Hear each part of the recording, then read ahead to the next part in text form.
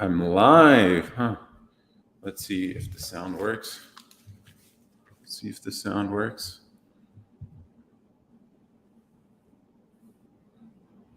Yes, it does. That's what's up. Cool. Should I change the white balance a little bit?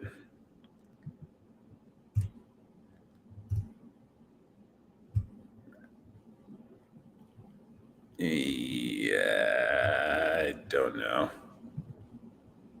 I think I got to upgrade the StreamYard to 1080p, but that's fine. Cool. Now let's join TikTok. Go live. Let's do it. Pull up the notes just in case. For those of you who were new here, welcome to Table Moments Live. I'm your host and Captain Iman. Let's make sure I'm not getting this thing in the shot. Yeah, that's TikTok right here. So let's keep it right off screen. Maybe move it. Let's move it back a little. Hey everyone. Hello. Move it back a little more in frame. You know, this is kind of complicated, the setup that you have to get going to like stream on multiple platforms. Hey Katie, how's it going? Welcome to Table Moments Live. I wish I could look, if TikTok gave me a stream key, this would look a lot better. But we're on YouTube too. If you guys want to see better quality video, whatever. Maybe that's kind of artistic, right? You see the phone in the shot. Chantel, how's it going? Everyone? Welcome to Table Moments, the podcast about anything and everything, but no politics. I'm your host and Captain Iman. And this is different from all the other TikTok lives you'll ever see.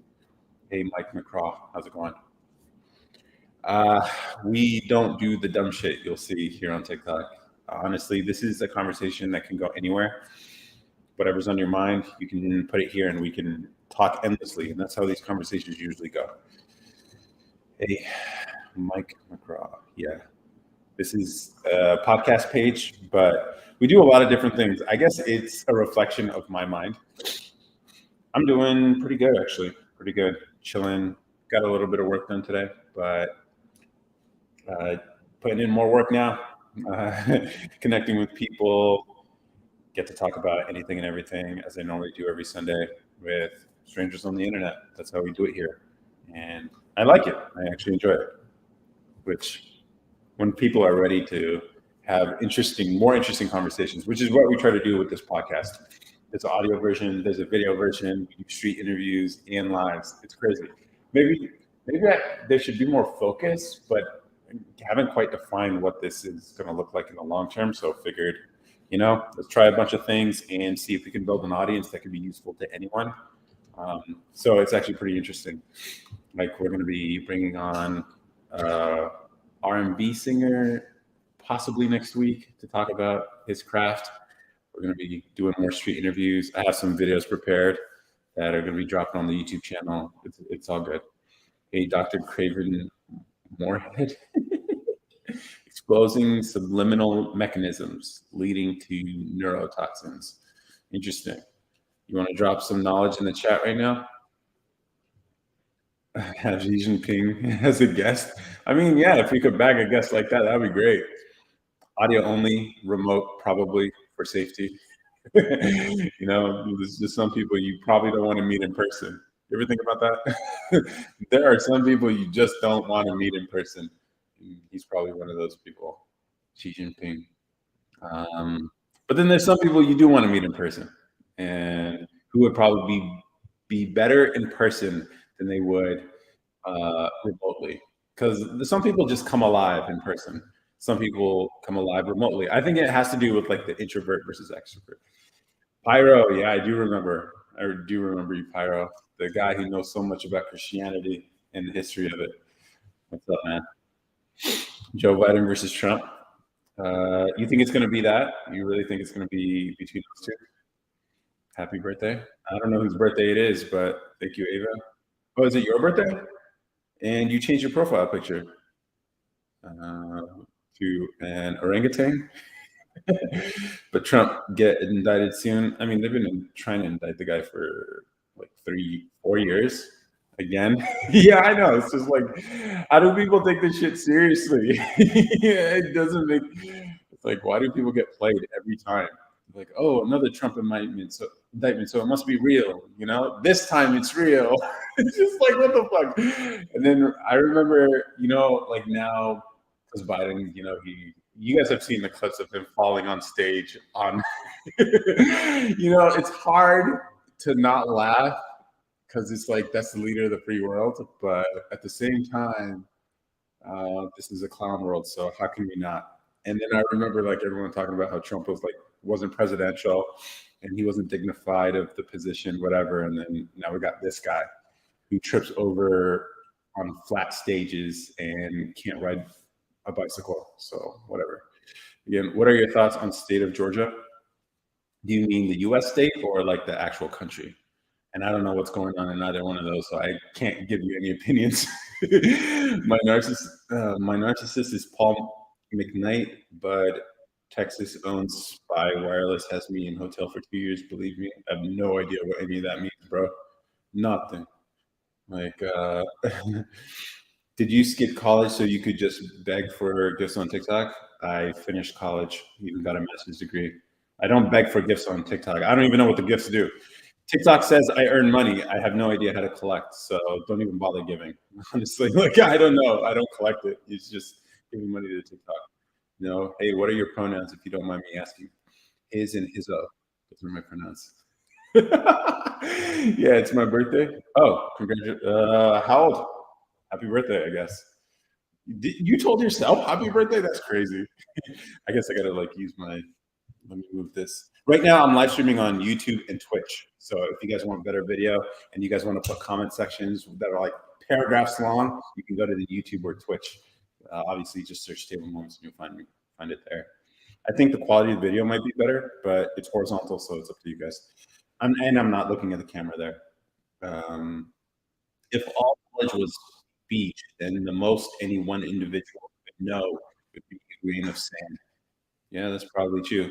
The more you know, the more you realize you don't know. And so the beach actually gets bigger. The more you know.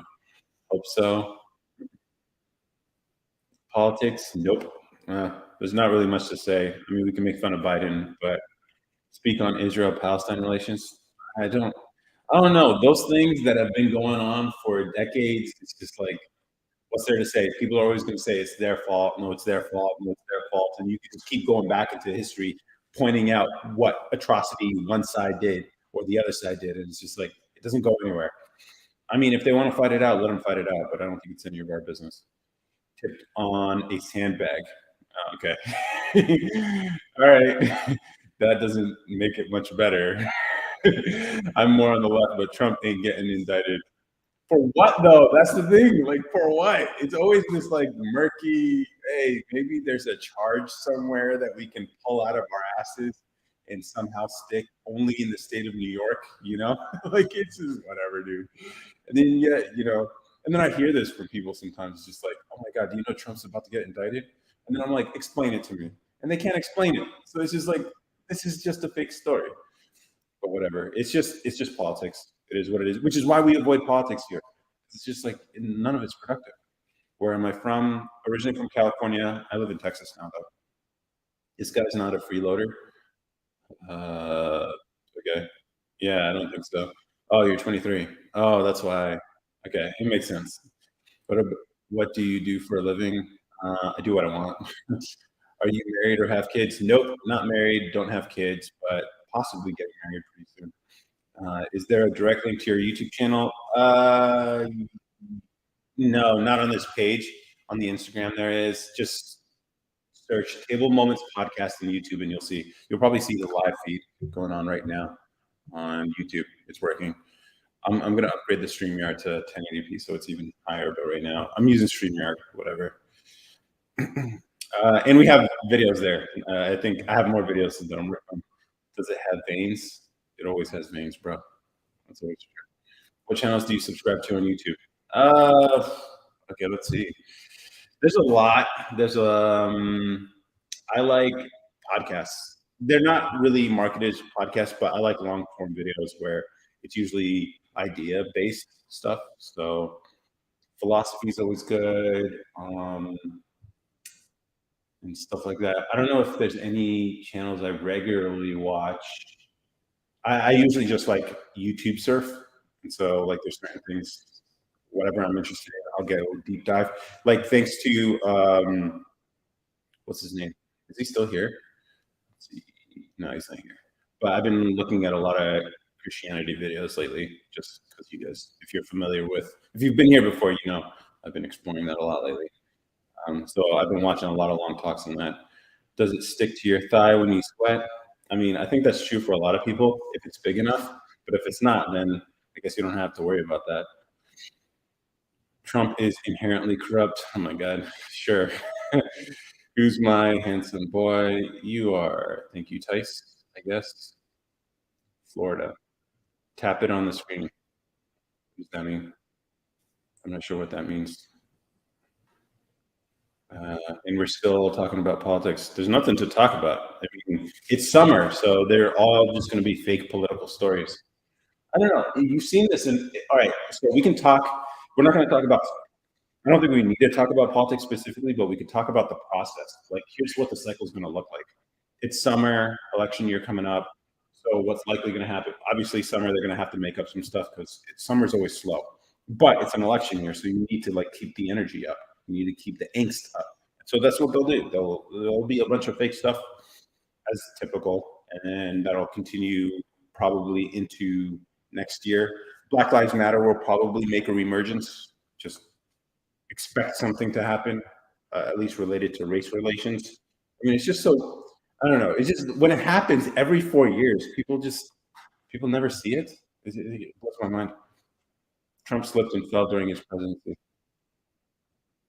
I remember when they were making fun of Trump when he was walking down that that ramp, and they're like, "Oh my God, look at this guy! He's so scared of falling." Well, I mean, it's a bad look when the leader of the free world falls in space. Can you spin it around like a helicopter? I think I tried once. What are you talking on your podcast? Anything and everything. We have no set topics, but every now and then we bring a guest who is like who has an expertise or is in some area, and we have a conversation related to that. This week's episode, we had Jarvis the artist. He's a photographer based out of the St. Louis area, and we talked about photography. We talked about collaborating with big people, but then we also talked about religion.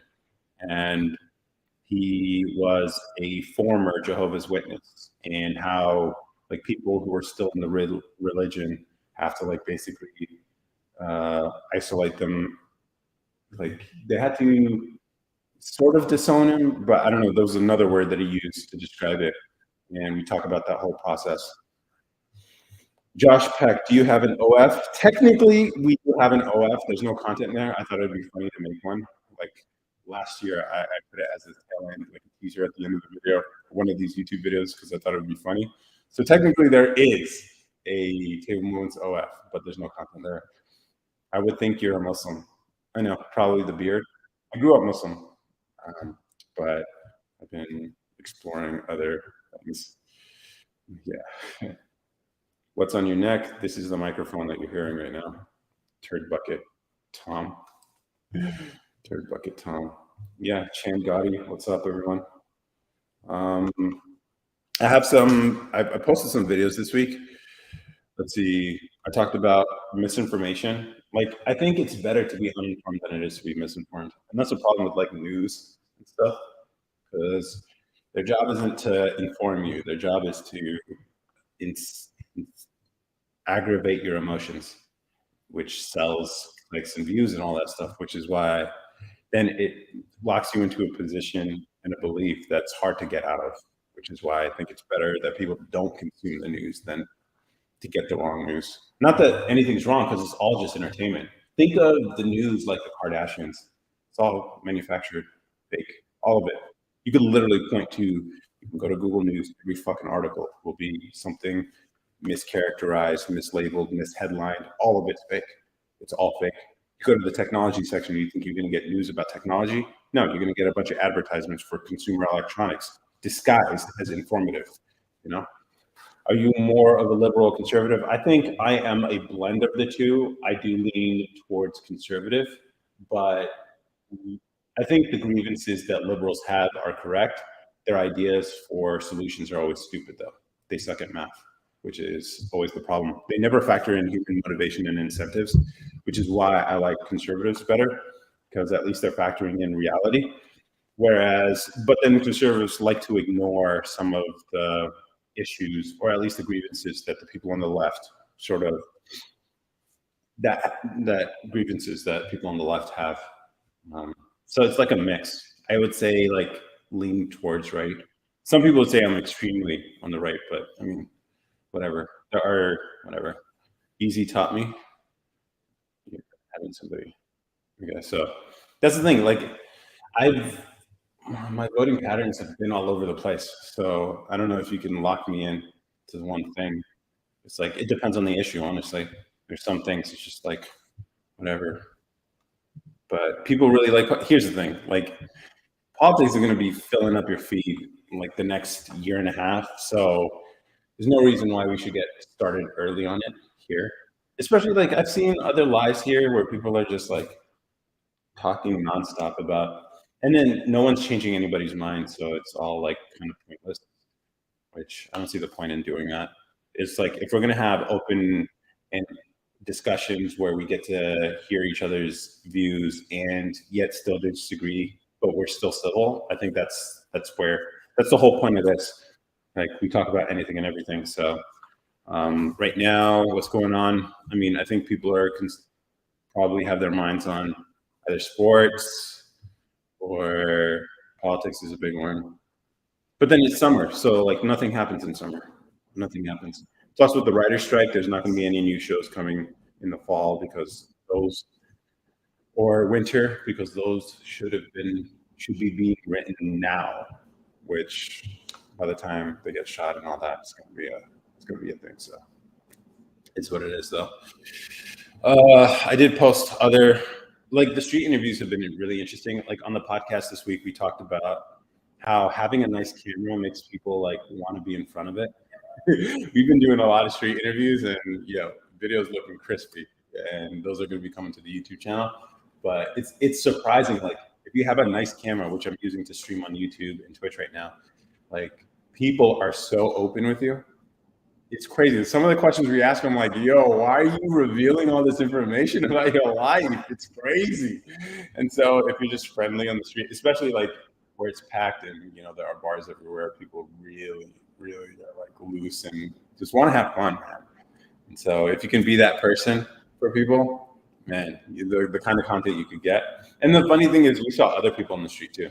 So like obviously we asked the stupid questions that people ask, like does body count matter? But then we asked some more interesting. I like asking more interesting questions, like what's a conspiracy theory everybody's got to know about? And so, some people said like 9/11 was an inside job, or like dinosaurs or something like that, or whatever. And it was interesting. But then, like some of the responses, man, I can't wait till I release some of these videos. I still got to get some more, but they're looking good. They're looking good, and I like the quality. I still got to work on the audio, which I'm still lacking on. But there's so much to learn when you're trying to do this whole thing, like make entertaining content for people. You gotta know cameras, you gotta know sound, you gotta be personable, you have to be able to interact with people and have decent conversation and be nice and friendly while at the same time trying to make them interesting. Because it turns out when you ask random people questions on the street, like if they're not good questions or they're not open-ended, they'll just give you basic answers. Like people are not naturally good talkers, and so when you're dealing with people on the street, you just have to expect that. And so, like, you have to carry the conversation. You have to be able to riff with people, and that's part of the reason why I do these lives, so I can get the practice. Hey, Ron, how's it going? So it's been interesting. It's been interesting. And if you guys have any ideas or questions we should ask people on the street, let me know. I have a running list of things I add all the time, and we'll see how it goes. But it's been fun. Hey everyone. So some of the things I posted this week. One of the things I posted this week was about some of the small things men do. We don't even have to talk about the relationship stuff. Like, I feel like it's kind of played out at this point. Like, I know people love talking about it. Like, all right, especially on this live stream, people, Roadrunner, you have a question, go for it. And Lucifer, thank you for the likes. I appreciate it. Go ahead, ask your question, Roadrunner. Is it going to be a troll? I feel like it's a troll, man. I feel like you got money on your profile picture. But okay. Thank you for the likes, Lucifer. When I complete free co-camp, how do I get a job? Just apply. Like, just apply. Like, how much of free co-camp did you actually finish? You go through the entire thing? Because there's a lot there, bro, that you probably don't even need to go through. I appreciate it, man. Thank you, Lucifer. Is that a picture of Drake? Yep, it is. You know, your user handle makes sense. Only the HTML part, but I'm gonna finish. All right. So I actually went through.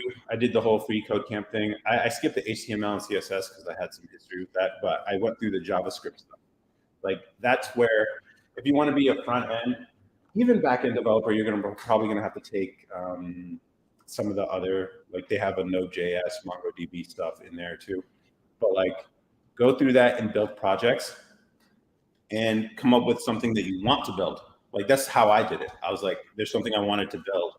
I wanted to build something that can automate posting all this content for me for this podcast. And so I built the tool, sort of like Buffer or Loonly or Hootsuite, except simpler. Because I hated how many clicks I had to go through just to send a piece of content and so many stuff. So I ended up just building an app for myself that I use every day. And it's kind of cool because you learn so much by building something. So first, you got to learn front end stuff, so like the HTML, CSS. But once you move over to JavaScript, then you can start using libraries like. So you made an automation Python? No, it was all JavaScript. It's all JavaScript. But I use APIs. If you don't know what those are like the back-end connections you can have with third-party software. So I got approvals from Twitter, Instagram, Facebook, LinkedIn, YouTube, and TikTok to be able to sync up with their software and send content. That's all JavaScript. That's actually REST. They call them REST APIs. API stands for Application Programming Interface or something like that. But basically, yeah, I upload a piece of content to my app, I hit send, and it sends it to all my accounts on all the platforms, which is cool. Like, that's what I wanted it to do. So I can grow on multiple platforms, which is interesting because if you have a good video that can go viral on one platform, it can go viral on other platforms, which actually happened. Video I posted on TikTok, the biggest one here, 24 million views, ended up getting like over 1 million views on Facebook, which is weird. I didn't even know about it until a while, but all I know is JavaScript. Python is, I think, it's not too dissimilar from that. So love is greater. Hey, how's it going? How did you automate it? Oh, so I use Google Cloud for a lot of the automation stuff. They have these things called cloud functions. Basically, when I do an upload and I hit send, and there's some media stored in like some storage, that online cloud storage, then it triggers all these actions to happen. And those are the cloud functions that automatically send to the platforms that I've connected. But here's the thing, when you come up with a project and you start building, you're going to run into a bunch of problems. And that's where you learn. It's in the pain, which prepare for that. Just because you go through a course, it's like you have to be able to use what you learn. And so come up with something you want to build. And it can even be something simple, or you can go complicated, but that's up to you. And that will teach you more than the course will. Like, free co-camp will teach you the basics, the syntax, the structure of things, but actually building something will teach you how to use those things, because you'll run into it and you'll use Stack Overflow and Google for a lot. What are you doing? What you are doing is not enough to inherit the kingdom of God. You spit on Jesus. He still loves you. I'm not sure what you mean. Application interface. Ooh, so I have a script in JavaScript that I will send it to all platforms, one click, right? Well, you have to write it. So the JavaScript code I had to write was for each platform. So because they all have a different way of doing things, and there's all these like little unique things about each platform. But once you write the code for each one, which isn't even that complex, like 100, 150 lines of code, most of which are spaces and comments. So it's not that big a deal, but it's understanding which commands in Google Cloud to use and how Google Cloud works. And then once you figure that out, then you can actually automate stuff. And then I even, I think Google Cloud has a task scheduler too. So I actually incorporated scheduling into my app too, which is cool. So you like tongue twisters? No, I don't care one way or the other. If I'm currently unemployed, can I still find a job if I have my own portfolio? Yeah, I mean, if you can demonstrate that you can do the things that the job requires, or at least have an understanding of how to build something or code something up, like that's more than enough to get a basic job, even an entry-level job in software. They'll probably start you off doing some like front end stuff. There's some things you're gonna have to learn. You're gonna have to learn GitHub and code management and all that stuff, which there's so much to learn, but if you learn it, then you're kind of set up. Like the path I've taken is to just build my own things. But for if you want to get a job, also the Odin project, I recently learned about that. There's a guy on TikTok, I forget his name, but the Odin project, ODIN project. If you go there, I think it's like a whole structure. It's more structured than Free Code Camp, I think. I haven't used it, but I hear good things. Can you go in live more, bro? I'm not sure what you mean. Like, do this more? I do it once a week, but perhaps if I get the system set up better, I can do more. But, well, thank you for the love, man. What do? I do basically whatever I want.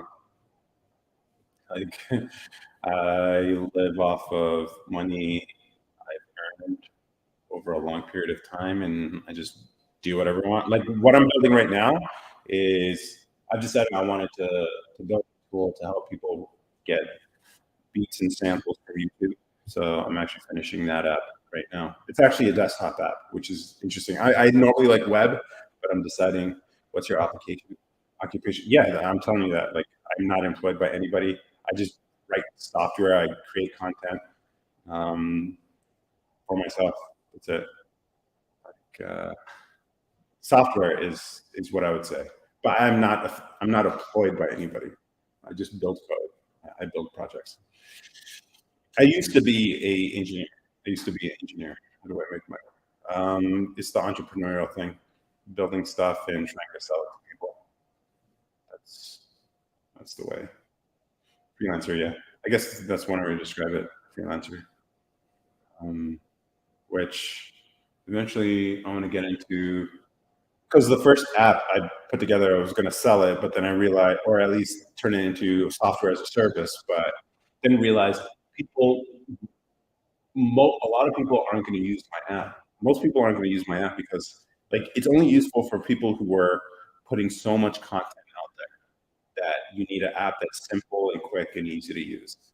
But people aren't like that. People aren't crazy like me. I built an app for me, not realizing there was in a market of people who are like me, who are persistent enough to post as much content as I do. So an automation, a posting content automation app is useful for your average content creator.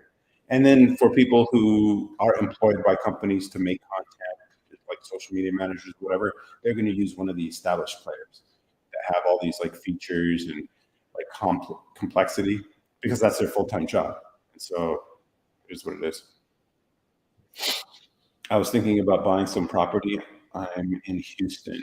I don't know much about Houston. I live in Austin, but my brother, like, I spent a little bit of time in Dallas too. I don't know. I just moved to Texas like literally a couple months ago, so it's all new for me. I like Austin though, at least in terms of the people. So, but I hear Houston could be lit. Maybe I don't know. I haven't been to Houston yet, so I'll let you know. I like Austin though. Austin where is my jam. And if you guys want to see me on YouTube, you can see me on YouTube. I'm streaming there. This is cool. This is very cool. You guys got anything on your mind? Any other questions I can answer? I don't mind answering questions related to software programming. I'm doing a lot of that work today. these days.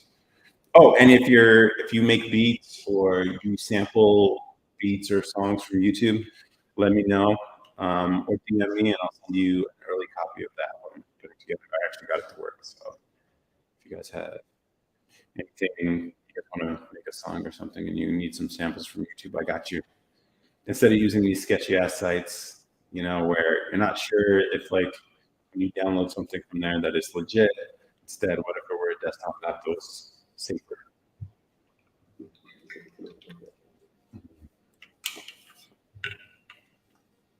Has it already been 30 minutes? That's crazy. It feels like it's only been 10. All right, let's see. I guess there are some people who just like listening. User. I don't want to have to like nerd out right now on the software stuff, but what allows your app to bypass ads? It's a desktop app, so I don't need to. If it's a desktop app, people install it on their machines, and I don't have hosting costs. So if it were a website, which I could do theoretically, but then I'd have to charge people for it, or I'd have to figure out a way to make money from it, because it would be costing me. It would just be, and then as more and more people use it, the cost would increase. But instead, if it's a desktop app, and you're doing the collecting the video, the content, and then you're also grabbing it directly from YouTube. You're using your own internet connection, so I don't have to worry about like funding it, because it's just code that you have on your machine. So I can make it for free, and that would be cool. Hey, sorry, but your face is really nice. Thank you, Lucifer. Appreciate it. Bro, stay on lives for hours. I'll be back. Hopefully catch you at 10 p.m. Dude, I think I only got 2 hours in me today. I might increase the frequency. Check out the YouTube channel. I think I should start prioritizing YouTube over TikTok. I mean, I feel like TikTok, they've changed so many things since I started that I don't know if it's the platform for me anymore, which is what it is.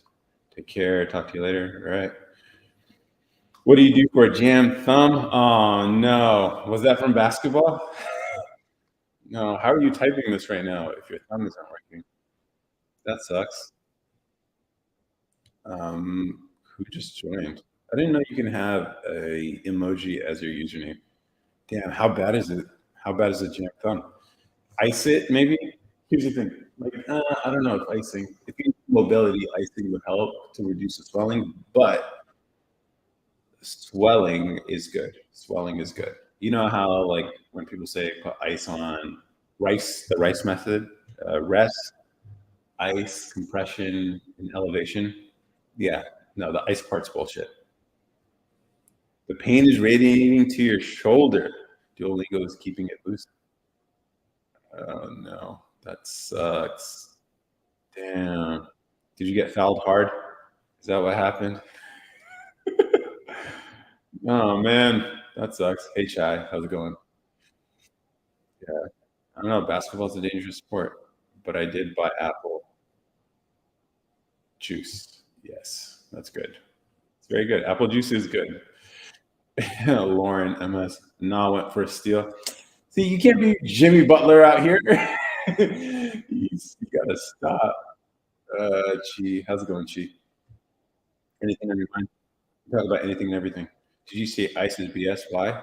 Yeah, so ice, like the idea of ice, when you look back at where that idea, that recommendation came from, it was like when someone severed like some appendage and they realized, oh, we can constrict the blood vessels while transporting them to a surgery, whilst transporting them to surgery to at least preserve the appendage.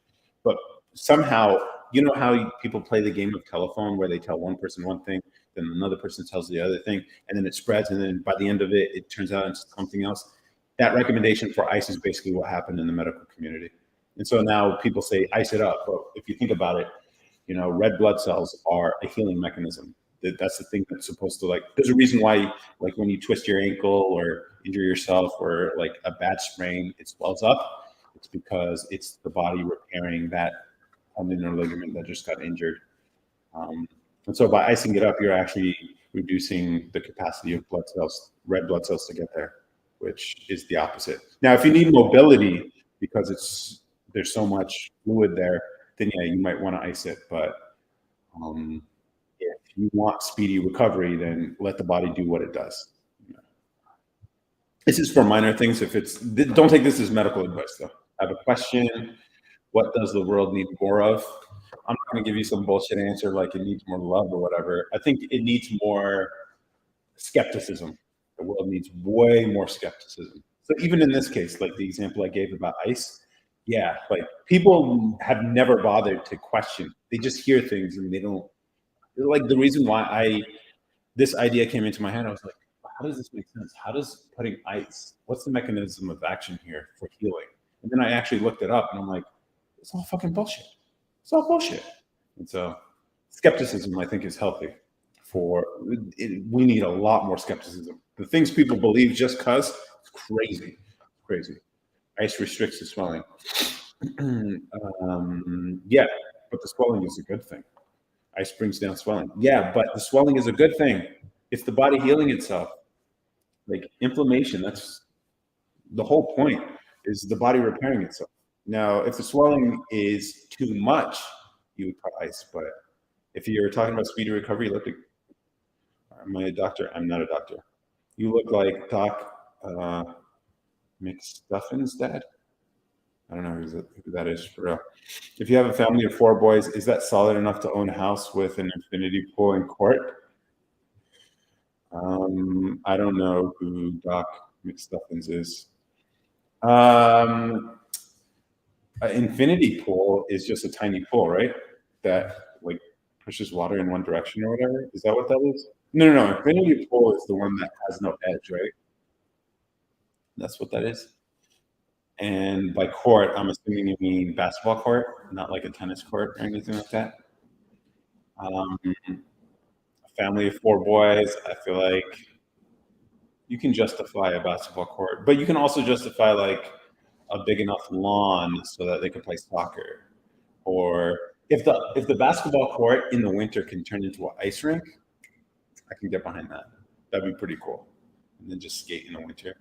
But who knows? Some people don't like living in cold climates, though. Yeah. She's a cartoon character, plays doctor to her stuffed animals. All right. Doc McStuffin's dad.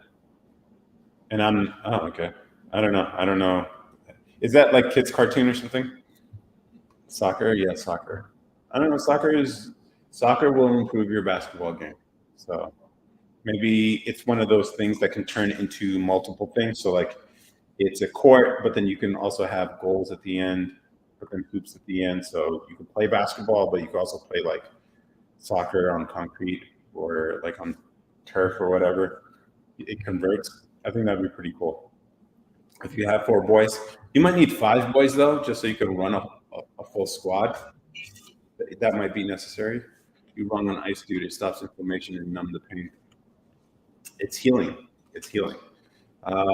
Inflammation is a good thing. Inflammation is a good thing, as long as it's not too much. That's the problem. It's usually if it's too much, sprain your ankle. Like if you can afford not moving, let your body heal itself. But like this idea that putting ice and preventing your body from repairing itself is a good thing is like one of those wives' tales things that just spread. Like, when it gets cold, you get the flu kind of thing, or you get the cold you get from being cold. Like, it's bad medicine. Even doctors believe this shit, which is crazy. Yeah, I mean, I don't even want to get into doctors. Like, a lot of this is why. No, I'm not. Look it up, dude. Look it up.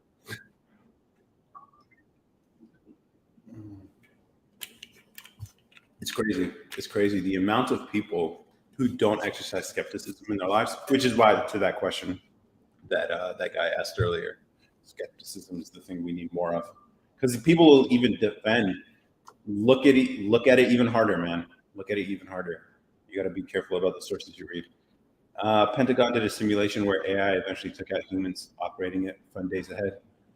Okay. AI is going to take over the world. I don't know if you understood. Do you guys even know how this AI stuff works? It's just prediction, language prediction. At least that's like how ChatGPT and everything works. It's just trying to guess the next word. There is no meaning or understanding behind it. Like, and so it's like this idea that it's just going to take over the world is, I don't know. Like I did watch that movie, the one where it's like the only way to win is to not play or something like that. That's a that was a it's an old movie, but it's a decent movie. And if the Pentagon's doing a simulation where AI eventually took out, I don't know. Like I don't trust the Pentagon, so if they're, it depends on what they're saying. If they're saying, all right, we need to give more power to the Pentagon, I'd be like, cat, you know, information is bad. No, not all the time. Why are people asking you questions like you have actual answers? I do have some answers, and some other ones I'm probably not informed in, and then other ones I don't care to answer. It is what it is. We talk about anything and everything here. There is no set topic, which is what I like. It's a podcast page, and there's a soccer goal, probably a mill though. No, I think you can build it. I think you can build it. So, like soccer goals aren't that hard to build either. If you needed to build it, all you need is some blacktop, draw some lines on it, put some gold at the end and some hoops at the end. That's it. Now you have a court, or maybe you only need half court because if it's only four boys, they're going to play 2-on-2, and nobody likes playing 2-on-2 on a full court. That's just a lot of running. But maybe you like running. Who knows? Maybe you're all about cardios and doing the. I can't even say the exercise because it'll probably get flagged by TikTok. So it is what it is. How many soccer goals have you built, and how many kids do you have? I don't have any kids. How many soccer goals I've built? You can build a soccer goal like it depends. Like if it's a small court, you can build it out of PVC. I don't know why you have. It's not hard to build things. You can even like people in third world countries use like milk cartons or whatever for a goal business. I used to play in the backyard with my brother all the time. We would use cardboard boxes and milk cartons all the time for a tiny goal because we were playing one-on-one soccer. If you guys have never played, it's actually pretty fun. Doesn't ice preserve? Yeah, if you need the constriction of blood vessels, which is how it started. The whole thing was about like those that someone noticed that you can preserve severed appendages with ice, and so that's how this whole thing started. So in certain applications, it makes sense, but as a general rule for treatment, it's like unless it's the inflammation's immobilizing, let the body do what it does. But like I remember playing one-on-one soccer with my brother all the time in the backyard, and the same way you'd play one-on-one basketball where you have a line where you clear. Same thing, except the goal was literally a milk carton, like maybe like this big, whatever, and just barely big enough to fit a soccer ball.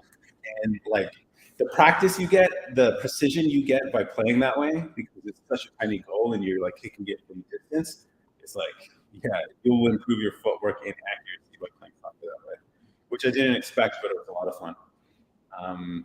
You just contradicted yourself. You don't understand what I'm saying, bro. You have no idea what I'm saying. That person was asking about real traditional soccer goal. How many of those have you built? 0. But it's not hard to build something like a soccer goal. You're talking to an engineer. I don't understand. Like, what the fuck? Some medical professions will be rendered obsolete by AI. I agree. That's definitely true. Yeah. What if the info you read about ICE was wrong? Now wrong. Now you wrong believe what they said was right. What if the info you read about ICE was wrong? It wasn't. Now you wrong believe what they said was right. I'm not sure what you mean by that. And yeah, like I looked into it. I can't cite the sources. You could probably go to like PubMed or whatever, but like I don't care to convince you either. Don't believe me. I don't understand why people feel like I have to. Like, there's so many things people believe that's just completely wrong because they've never bothered to look it up all the time. And I look things up, and yeah, I look at both sides. I'm like, all right, so why is this true? And so I look it up, and it's like, all right, what's the justification? What's the mechanism of action? Biologically speaking, what's actually happening to the cells here? And so, like, people don't even bother to understand fundamentally what's happening. It's just one of those things where it's like, oh, okay, that's what people are saying, so it must be true. It's just like no skepticism at all.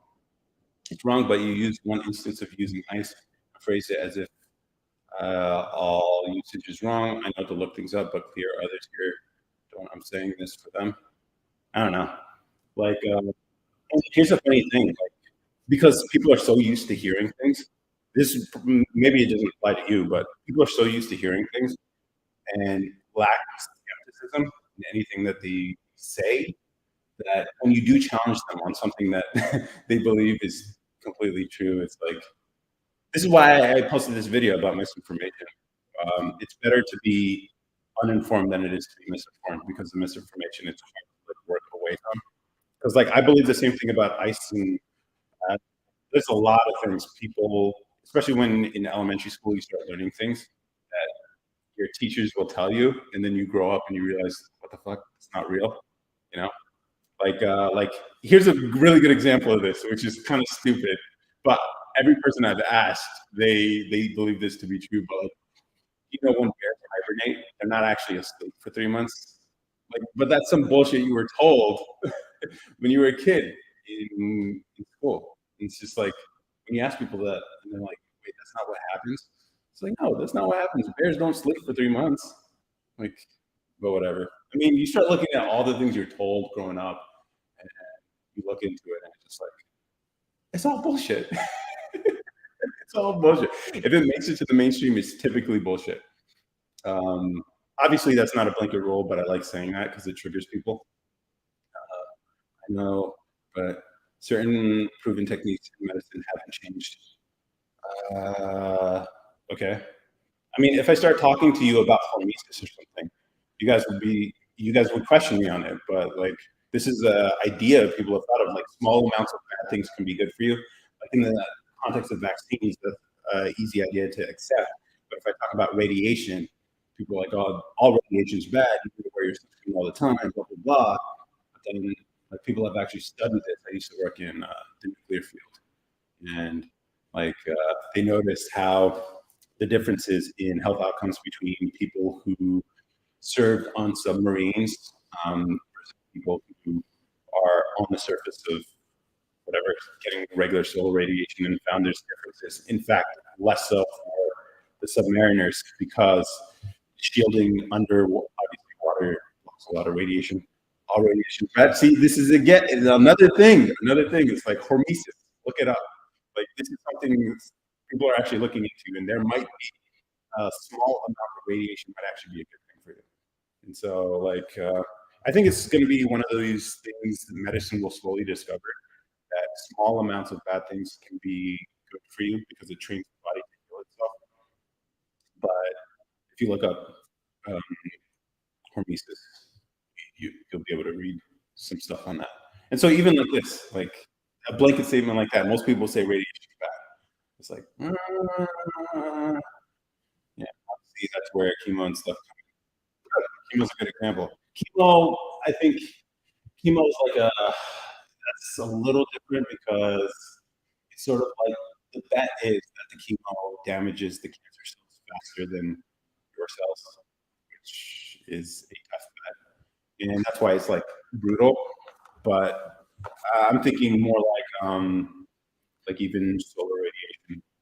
Like, the thing is, I used to work for indirectly the U.S. Navy. Anything, but I was a contractor, and I got a chance to learn a lot about science behind it and everything. And it'll blow your mind. It'll blow your mind, like some of the things that technology is capable of. Like, people have no clue. People are talking about like AI, whatever. Nah, if we could convince people that nuclear is actually generally safe, it would change the world. It would change the world. But it's largely driven by fear. Our opposition to it is largely driven by fear. Again, a misunderstanding people have nuclear and radiation. So it's just like, you see the kind of fucking battles I got to deal with all the time. I got to break people's mental models of things before you can even start talking about the good things that can come. And so, like, yeah, what do I know about smart meters? Are you talking about like measuring energy of home use? Is that what you're referring to? I don't know much. I mean, yeah, I don't know much about them. I don't know that much into smart meters, but are they? What are they supposed to do? And what's the difference between a smart meter and a dumb meter? All it does is measure energy. If what you're talking about is smart meters is stuff to measure electricity use in all that stuff to measure use. I don't like the idea that like government. This is a thing in California, or in some districts, it's like smart meters sort of give control. They do give up control. So like your thermostat, you can sign up to be a part of a big program to save meter or save electricity.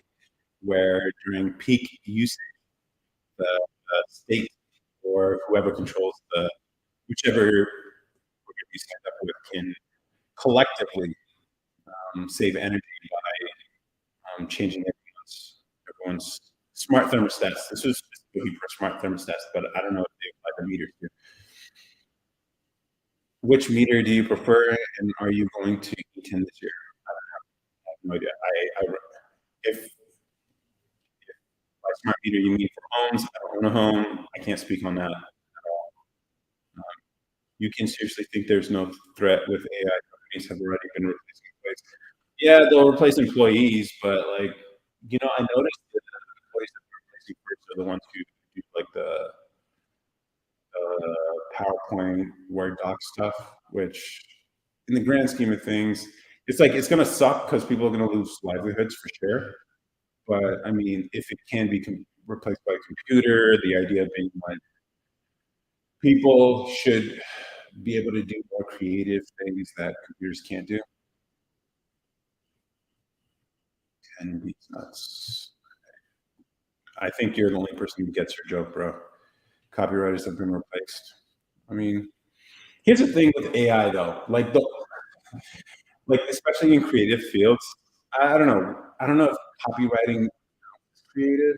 I don't know. I haven't done much copywriting, but so I'd like to speak to someone who is a copywriter.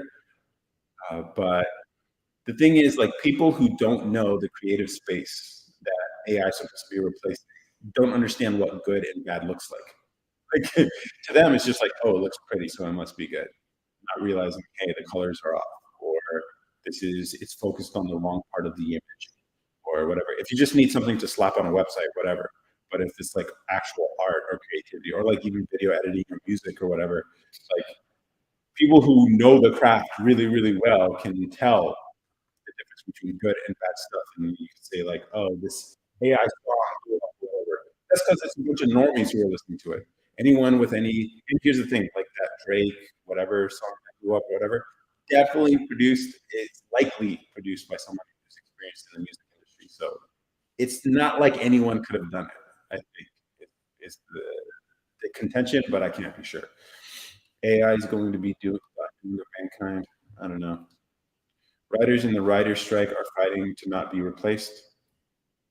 Is that really their grievance? I thought it had to do with streaming rights because like a lot of the rights and residuals are based on classical television and cable, but because a lot of stuff are basically streaming, people have dished the cord that they don't get the same residuals that they do in streaming that they do for cable, whatever. So I think that's what they're asking for. I thought that's what it was, but I mean, I haven't looked that deep into it. AI is a joke, and humans will forever be authentic. I think that's partly true. I mean, that's the thing. Like, do people care for authenticity? That's the question. I don't know if that's true. Like, I wish that were true. I wish people wanted authenticity. I wish people wanted creativity, novelty, and uniqueness. But you see the stuff that people consume these days, and it's just like, I don't know if that's actually true. People who know the craft aren't responsible for the profit. Yeah, that's true. That's true. And that's the one thing I would hope to fix. Like creative is screwed over all the time. All the time. It's like they're the ones coming up with the ideas, generating the new things that have never been done before, or exploring a new territory that is completely foreign to everyone else, and sacrificing their time and energy to explore it. And then it's always someone with the profit motive who comes in and exploits it and then makes the money off of it. I'm just like, just because the creative person doesn't have the mind or care to understand the money part. And I get it. I get it. It's like when you're doing something for the sake of just doing it, as creatives typically do, you don't have any mental capacity to do anything else. It's like, so if I could build software that can help creatives monetize their work so that they're not exploited, that'd be great. But I'm working on it. One day, hopefully I solve that problem. Appeal to the middle of the normal curve. Yeah. One of them, and they specifically request to have studios agree AI usage studios refuse. Wait, it's one of them? And they specifically requested to have studios agree to AI usage studios refuse. Really? I'm gonna have to look into that. Wait, so the studios want to use AI, or the writers don't want studios to use AI? Because that's a good question. Yeah. Have studios not agree to? Okay, so your point is wrong and seems built from the place that you feel safe from it. I don't know. You are a babe in the woods when it comes to computer science. Probably true, but I mean, I know enough.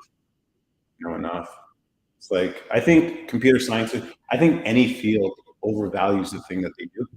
And so if you talk to a computer scientist, they'll tell you like whatever, it's going to be replacing humans or whatever. But if you understand at least the basics of how these things work, like, okay, it generates content. That's basically what AI does at this point. I think it would be useful in private context. So like, I put together a lot of content. Like, it'd be dope if the AI can, basically my personality is out there. Like, if it takes all my content and is able to give responses that I would give, that's useful. I've been listening to this guy, this podcast, who basically does that with all the material he's put out there.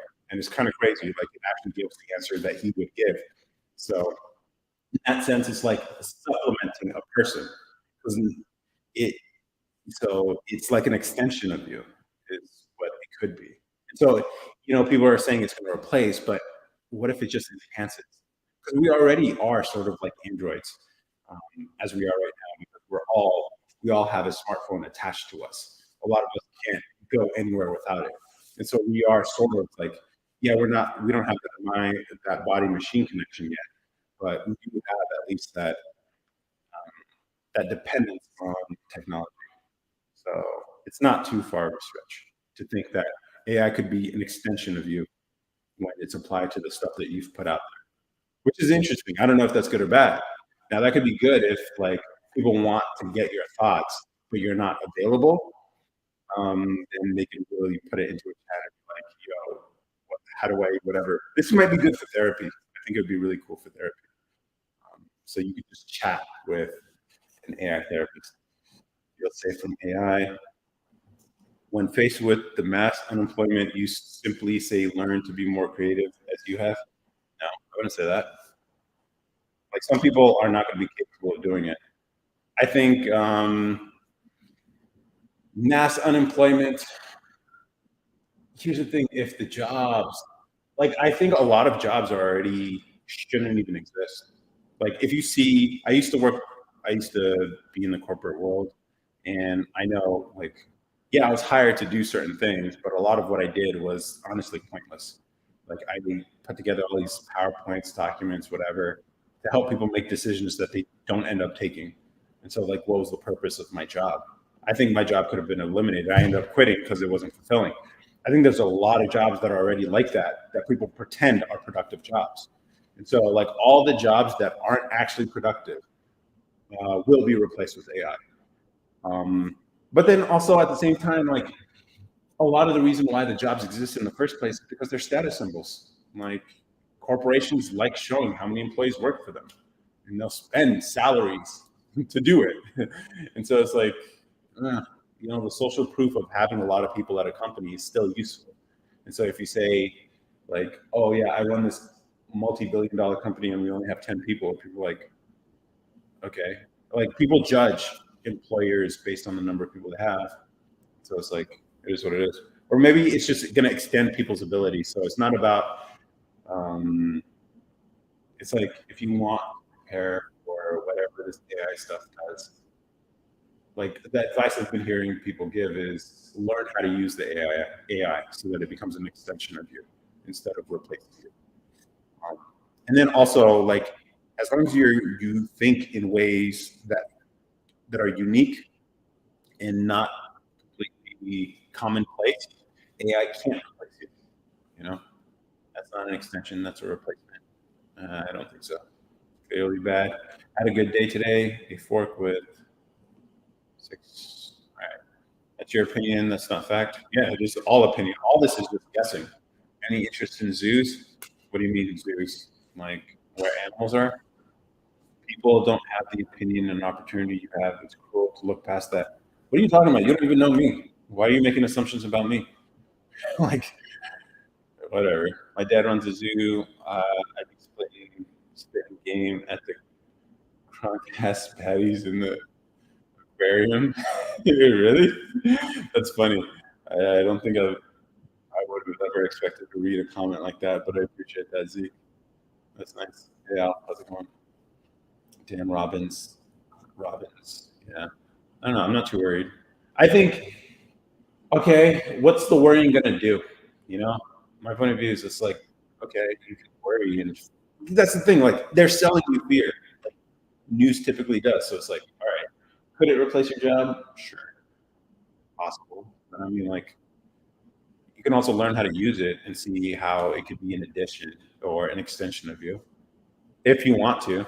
Like, I know a lot of people, I don't like the idea of people just like, hey, I replaced, I came up with all this stuff. I wrote a YouTube script using ChatGPT. It's just like, all right, whatever. Like, where was the idea for that video?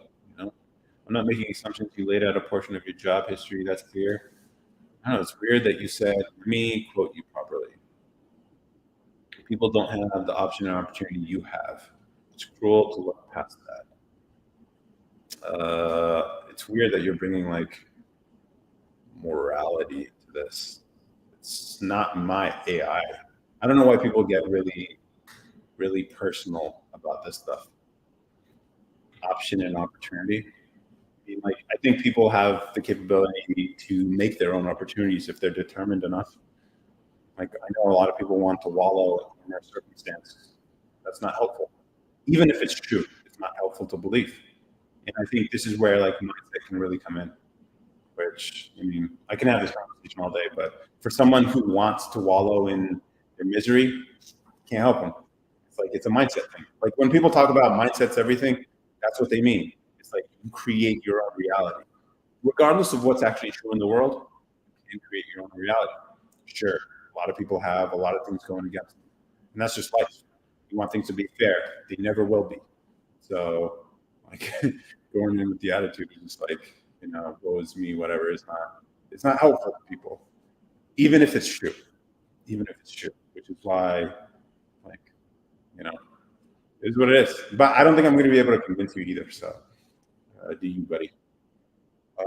You could maybe it could be an extension. Maybe it's all prediction, bro. Like everyone's guessing here. Everybody's guessing. Like, hey, how's it going? Nobody knows the future, which is why people are so certain about this stuff. It's just like, all right, I don't know. Here's an argument some people make sometimes where they're like, oh, here's the possible scenario. So let's protect against that. As if it doesn't come with deep costs.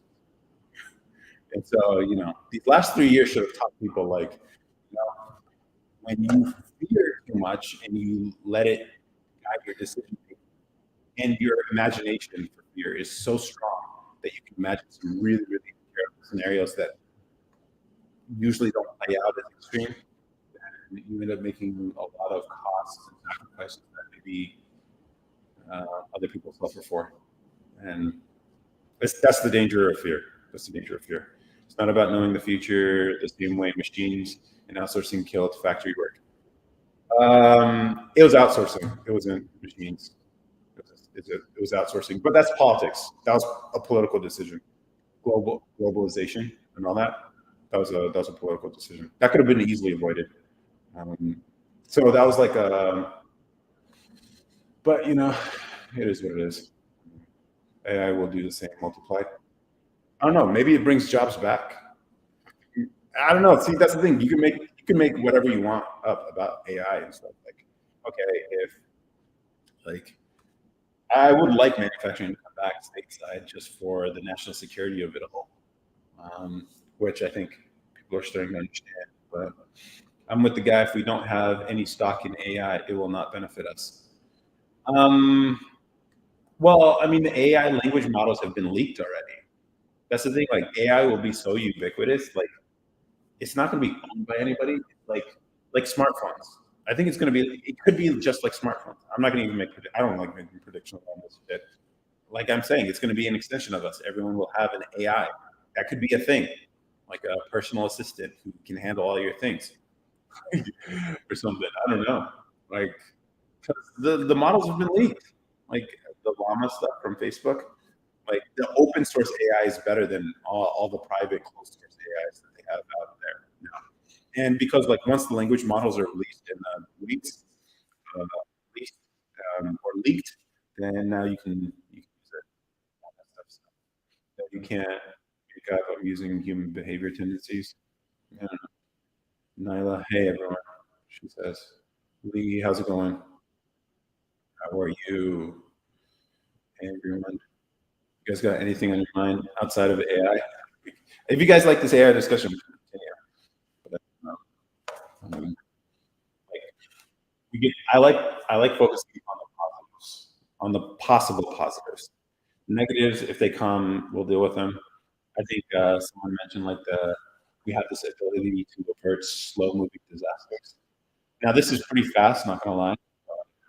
Again, I mean, this could just be in the end, this could just be another crypto hype bubble where people start talking about it a lot and it fades out big tech or big data and all that stuff. So I'm just like, I always when the average person who doesn't understand, who isn't familiar with the stuff, starts freaking out. It's like, what do they say? If people start talking about trading some stock or whatever, it's probably the time to get out because when your average person just talking about things they don't understand, people are probably. I don't think it's like crypto. I don't know. I mean, like in the discussion of it, like if your mom or dad starts talking to you about AI, that's not going to bring up red flags about like, why are they talking about AI? These people from whatever, why are they? That's like a red flag. It's just like, okay, maybe this has gone too mainstream, that the hype is too much. Nothing but positive. Please take live. Assalamu alaikum. Walaikum assalam, brother. Hey, now I don't think it's like crypto. Do you think we live in a narcissistic society? I think there are some people who do live in that realm. I think most people don't.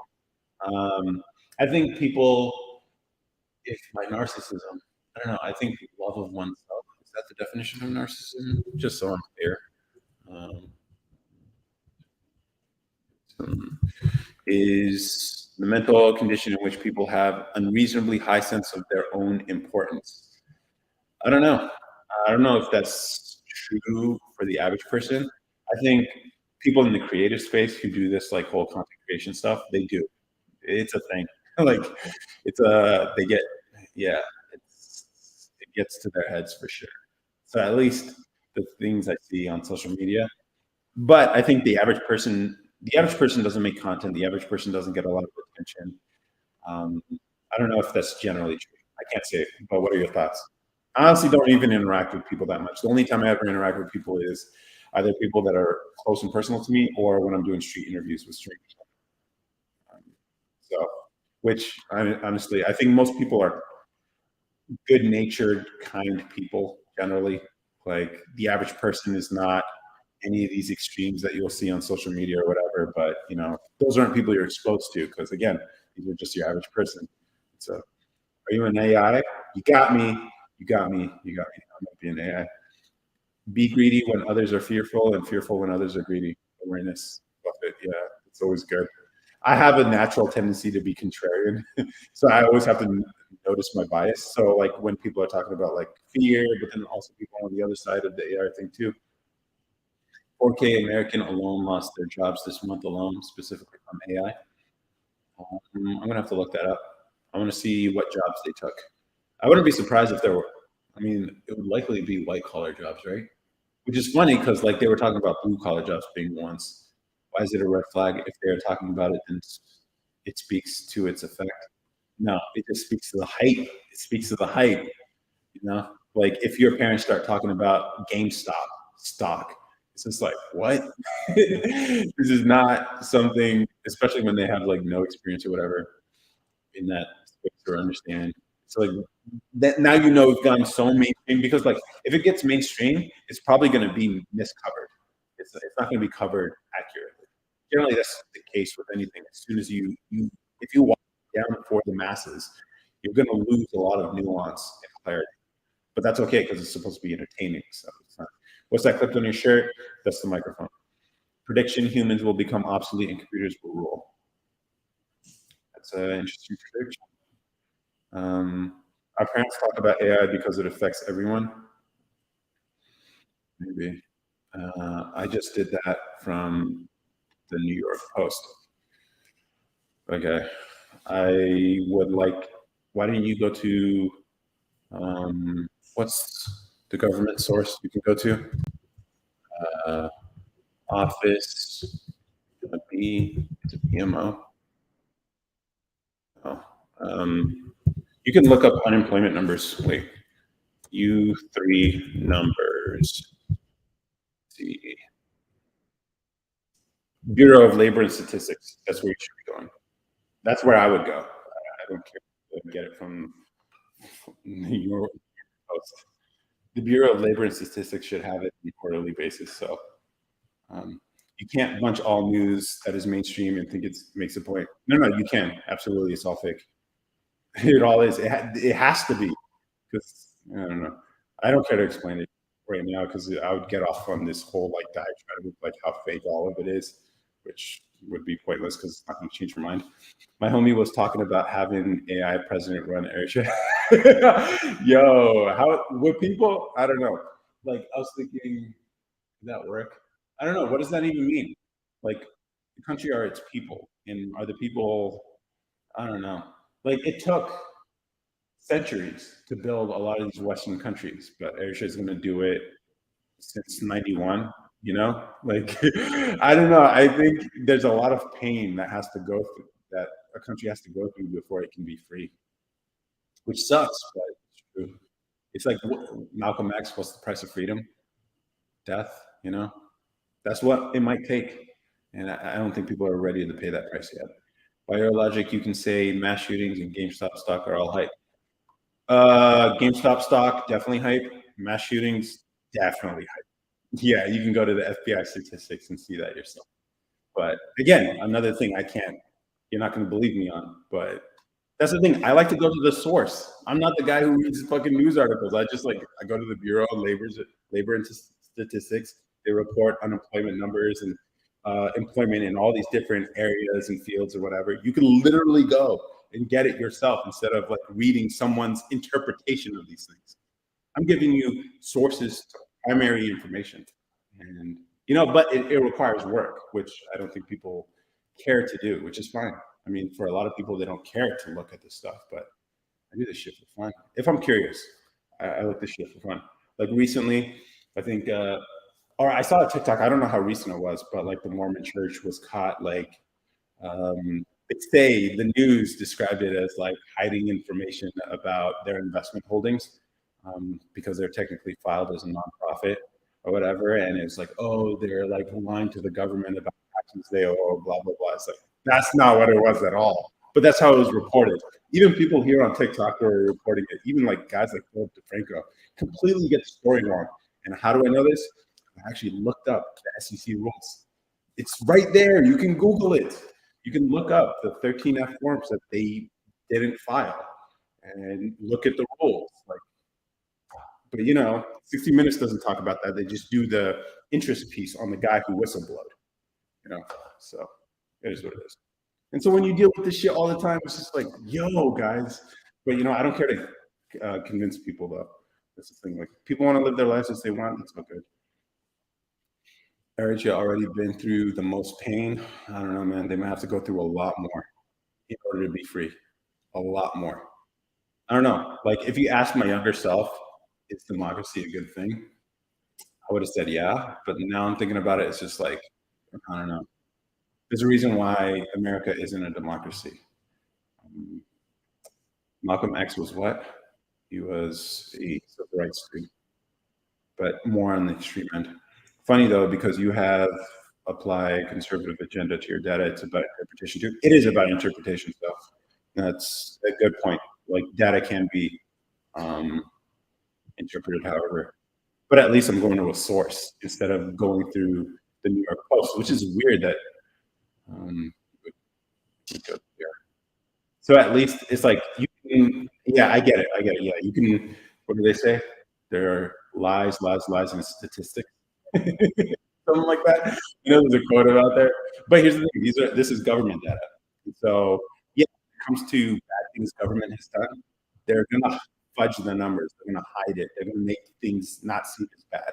But when it's negative data on the economy, or at least capitalists and businesses that typically are adversarial with the government, then they'll be honest. So it's like not only understanding which sources, what a primary source would be, but also understanding their motives behind the data. And then also understanding like the tricks that they play, like why would they give you a percentage versus an actual number, and why they would do that if they only give you, instead of just giving you both and then you can decide. So like with the whole mass shooting things, they'll usually give percentages, I think, typically, or depending on what statistic they use. And so like, I don't think we have to get into it, but if you guys want to, we can. Daryl the vegan, you're so handsome. Thank you. What's it like being a vegan? Do you find a lot of carnivores attack you for your dietary choices out of the blue without even like, or are you the type of vegan who's like trying to convince people to not eat meat? I ran into my ex's parents today golfing, and his new girlfriend. Oh, his new girlfriend friends. Oh, so you didn't actually run into the new girlfriend? He was more extreme than Martin Luther King, I'd say. I've heard some things. I can't say this was true at all. I mean, I don't know. But his parents, brutal. Yeah, that's tough. You guys live in the same town? Is that what's going on? So for those of you who don't know, AKA's went through a breakup, I think about a year ago, and she's been trying to get this guy back. Like, he's not answering your text messages. When you're making the dating app, when there's enough interest. When there's enough interest, I'm not going to work on something if I haven't figured out the distribution problem yet. So I only got 5 email signups. That's not nearly enough. But honestly, I haven't been promoting it either, so it is what it is. But nice to see you again, Fibu. Yes, I Know My Life story by Kai. Now you, yeah. Yeah, you are like the Kardashian, I don't know, like you are the soap opera of this whole TikTok live stream. So do you think Malcolm was extreme? That's funny. He's more extreme than I think the average person cares to. I don't think he's that like, there are obviously way more extreme people, but I like that quote about like the price of freedom. Like when you say something like that, people are like, "What the fuck? Why would you have to die for your freedoms?" That's extreme to a lot of people. To me, it's not that extreme. But where do I sign up? If you DM me, I'll send you the link. But yeah, I got to figure out how to share the idea with more people. Or you could just DM me or email. I'll add you to the list. It's all good. Where's that lady that always responds to my comments? She's feisty. She's gone. She was here earlier, but I think we talked about politics briefly. She left. She's feisty. Yeah, you guys have like a weird thing going on. But his parents legit hugged me, and his mom seemed so uncomfortable. She cut me off on text, so that was awkward. I wonder if they will tell my ex they saw me. Probably. I think they would. It's pretty fun. What's pretty fun, Equator?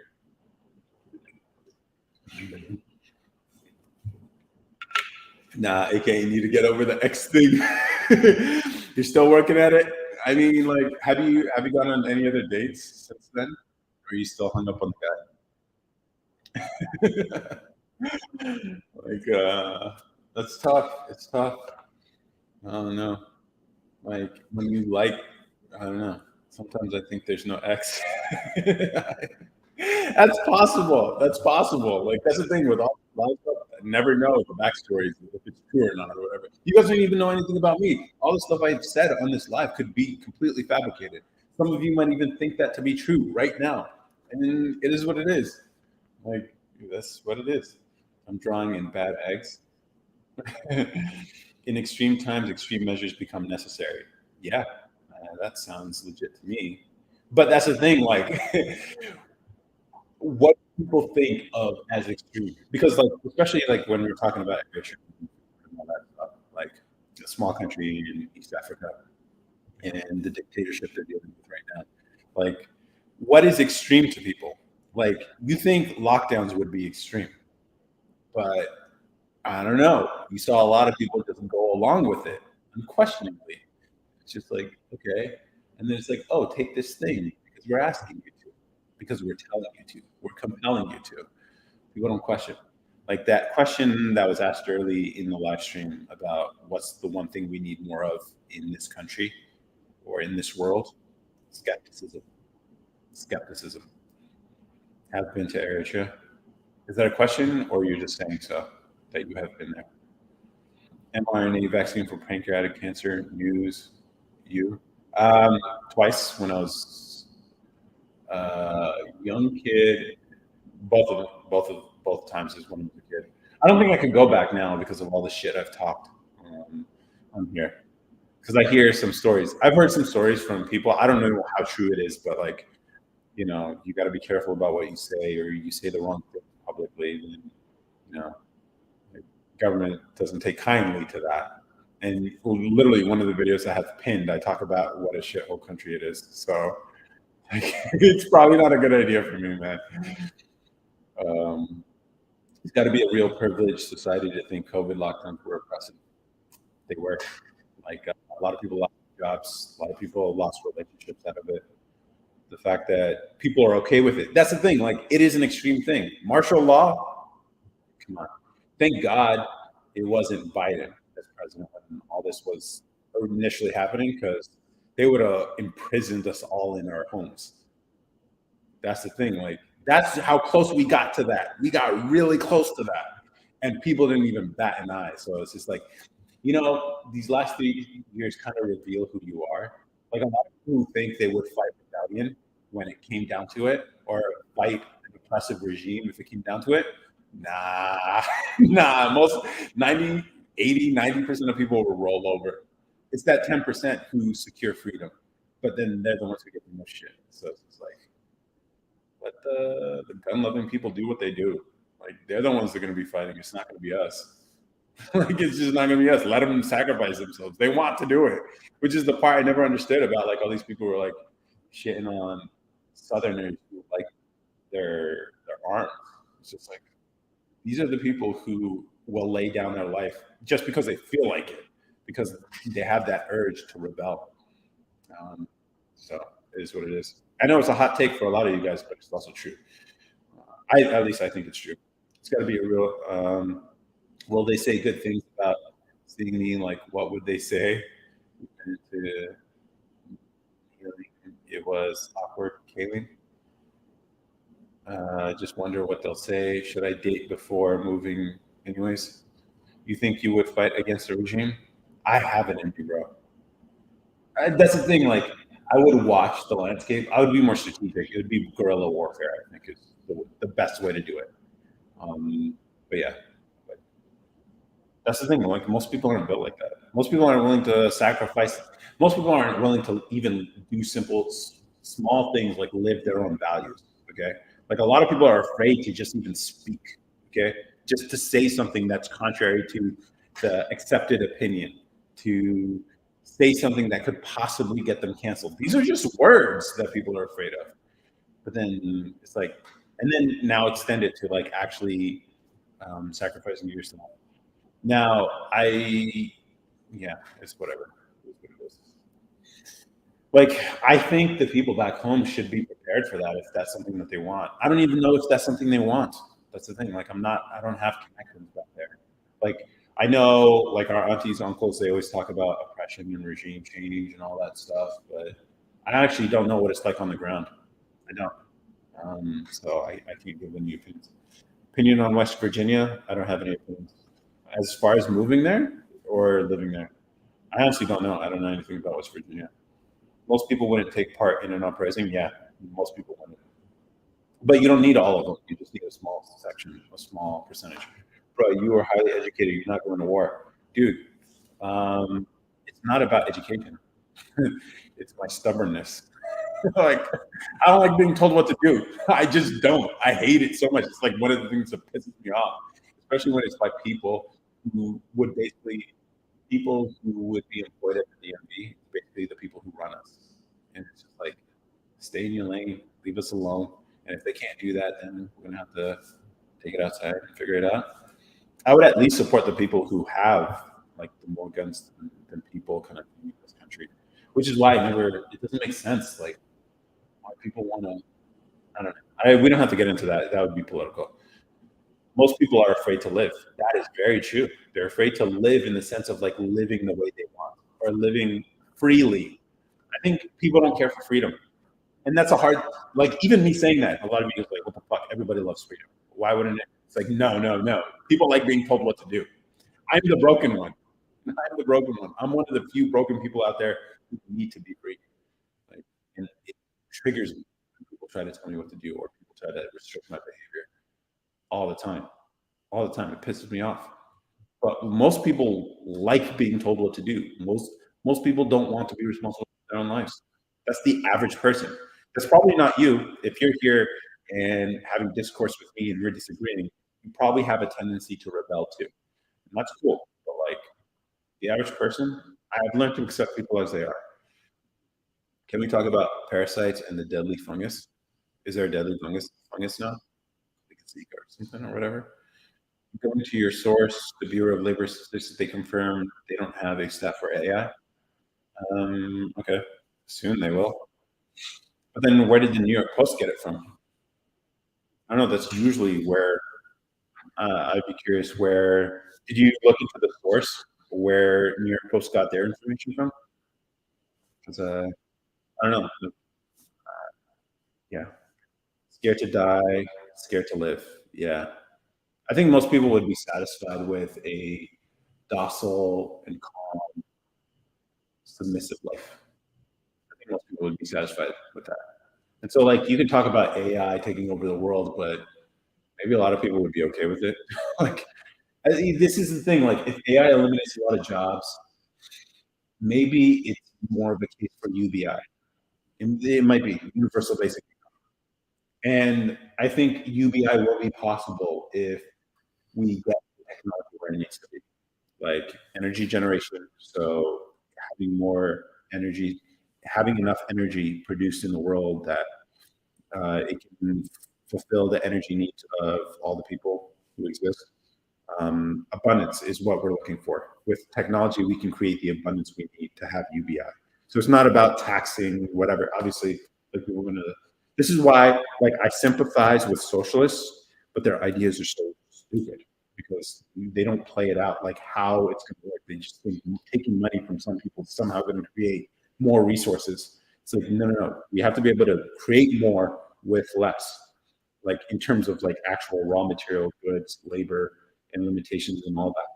It's like if we can do that, then we can literally have UBI. It's not gonna. It probably isn't gonna look like having like salaries or whatever. It's just gonna be like having food so abundant, energy so abundant, shelter so abundant that those things are not a factor in your life. And so then you can pursue doing other things. I think it's possible to get there, but people have to care to create that future, which I don't think. Let me catch up. So do you think the attempt to demise a people is extreme? What do you mean? You're, let's see, you're the Bachelor lookalike? No, I'm not. I'm not. Stop. I don't look anything like that guy. I don't look anything like that guy. The Black Panthers were a great example until COINTELPRO. I gotta read up on that. I gotta read up on that. The 4K lost jobs number came from #1 outplacement agency in this country. Okay. I don't get what you're talking about. I'm lost. Yeah, you talk about anything in here. I try to keep up with all the different conversations from all the different people. Really, some comments in the live were filtered to protect the community experience. I think that's what the really is in response to. Yeah, you got to be careful here on TikTok. Well, I mean, I don't care. Like, try putting the comment in. You're oppositional defiant. Yeah. My favorite low-income TikToker. What's going on? Okay. Hello, evil.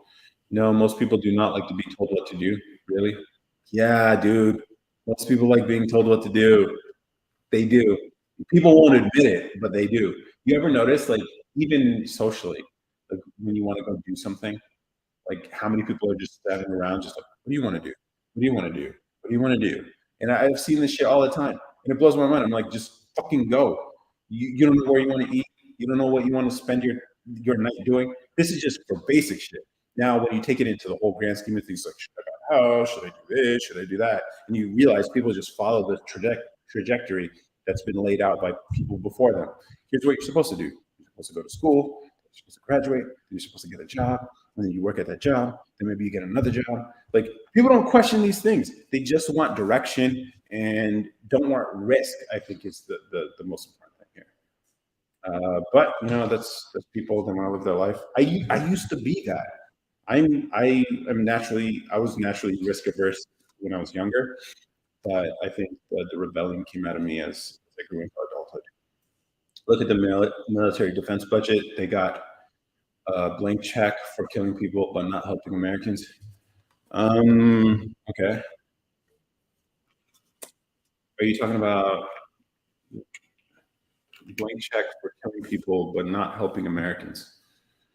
I'm not sure what that was a reference to, but it's weird when people bring up the military budget and spending there when, you know, we're about to pay more in interest than we are about.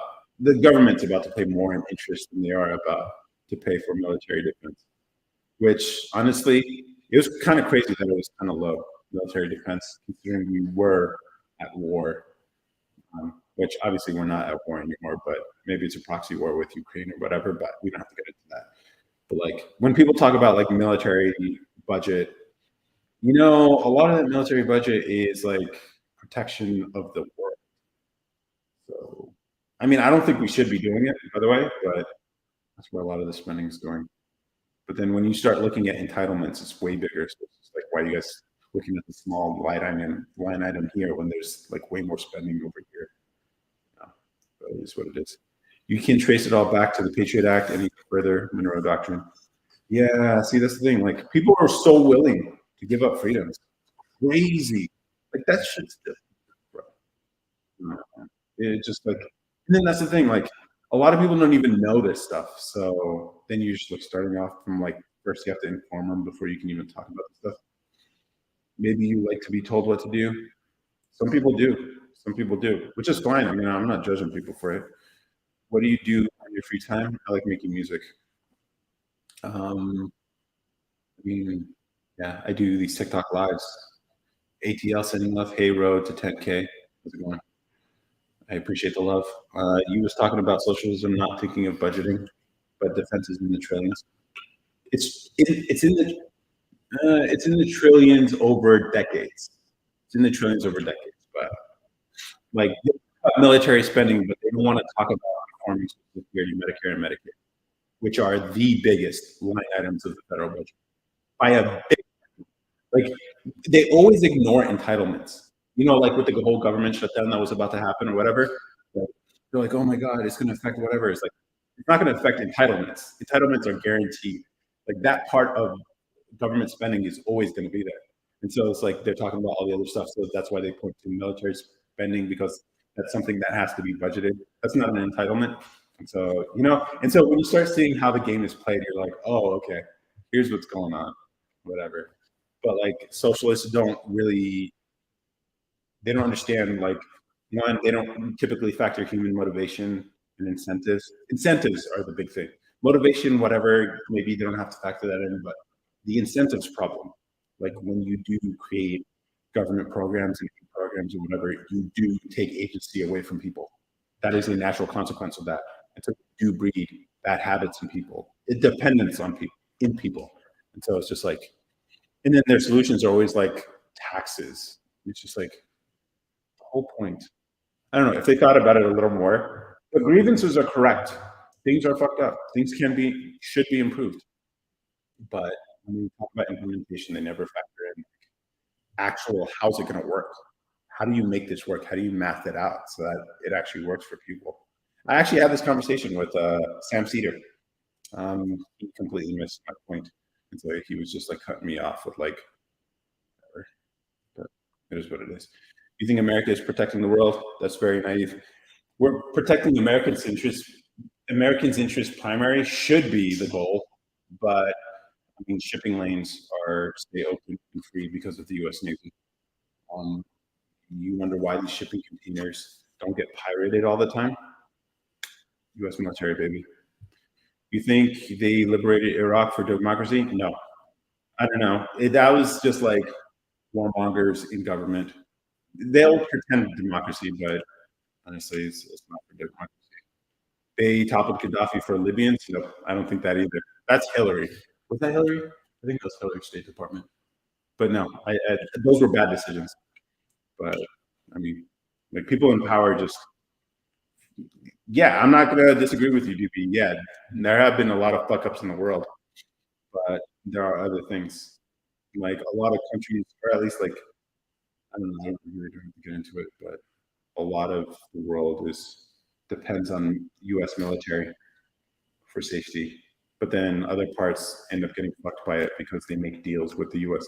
So it really depends on the region and the area and who's in power and who isn't. What's up from one bald brother to another? Hey, Ghost, how's it going? Most people like directions, but not told what to do. I can concede that. Directions. You seem lost when it comes to free will. Yep. How do you know it wasn't wrong? Ignore that. This live is definitely political.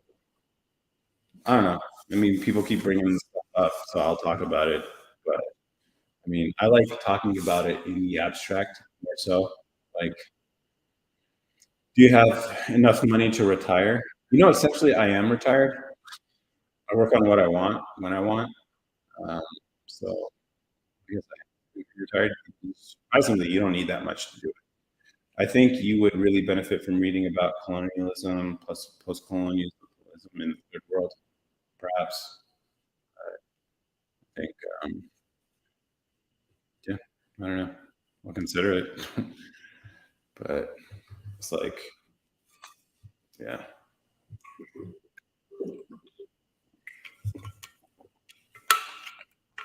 Hey, Erica, how's it going?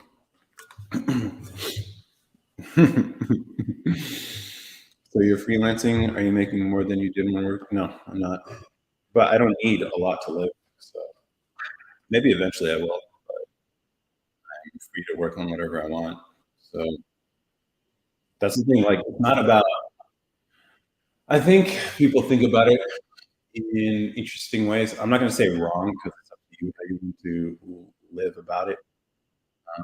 But if you understand what your monthly expenses are and you have enough saved away to live comfortably that way, it's never about how much you make, it's about how much you can keep. And I think a lot of people, you get used to a lifestyle when you have the corporate, or you're used to steady income or whatever. DB recommendations, reading material, thank you. Yeah, feel free to put book recommendations in here. So you'd be surprised how little you actually need. No, I'm not saying I have little, but I have enough to live comfortably for for a really long time. Olivia, hey, how's it going? I think even this, like the idea of living without steady income, is not something people are comfortable with. Again, it's the fear. I think we're used to doing things a certain way that the uncertainty of it is worrisome to people. But I don't know. I've gotten used to it. Seems like you've been sheltered your whole life. Nope. Again, I think you are making assumptions about life, but it wouldn't be new for you. Yeah, I need a nice car. I need to eat at night restaurants and go on nice vacations. So I got to work. Yeah, that's fair. I mean, you want those things, you're getting them. It's fine. Like, I'm not gonna like. You are free to live your life as you want, and that's cool. I just know, for me, I realized I like having less. Like I've noticed as I've gotten older, I want less and less things. Like when you're younger, it's like, oh, I want this, I want that, I want this. But then we get older, I'm like, everything that I own is just a burden, a mental thing I got to deal with, you know? So it's just like, I don't like having that.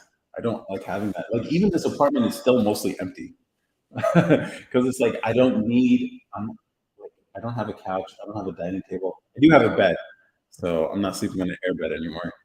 Um, what's going on in here tonight? We're talking about anything and everything. If there's anything on your mind, you can put it in the chat. Some people here were talking about, they're bringing up post-colonialism and whatever, colonialism, whatever. What are we talking about? Yeah, anything. Oh, what a dumb thing to say. I really like this man's content. I'm not sure who you're referring to, but okay. Fine. We're talking about anything and everything. Curried Blendian. Nice to see you here again. It's been a minute. KT, you like animals, wine, naps, and your husband. You will delete mean comments. Good for you. Like I have a rule about not deleting mean comments. I have a rule because I like people being free to speak as they want. But then sometimes, people, you get the trolls and whatever. But it is better strategy. I'm not gonna lie. Like it is better strategy to just get rid of trolls. But I don't like doing that because I like the discourse. I like the freedom that people have here, and I think I can win them over eventually too. Like even DB, he's been here several weeks, and we disagree on a lot of things. We even had him on. Yeah, we've had conversations here, and it's all been. Oh, what a dumb thing to say! I really like this man's content. Minimalist, simple, clean life. You. Okay. Howard, I didn't do it for you about Eritrea and anything about Iran revolution. What is Eritrea? It's a small country in Eastern Africa, in East Africa. Like it's like, yeah, it's like Ethiopia's little nose, I think. is I didn't do the podcast. Yeah, I remember. It was Banner Boy who did the podcast. I confuse you guys too all the time. Because I feel like you guys would get along really well. If yeah, you should read that book about Eritrea. Is it in Gaez? I'm gonna have to learn Tigrinya to read it. Where am I from? I'm from California. I recently moved to Texas, though, so I'm here. Do you want to give any advice to women in the chat about loving your husband? I think they could use it. Yeah, I like to stir things up sometimes, just like, let's see if I can sprinkle a little drama in here.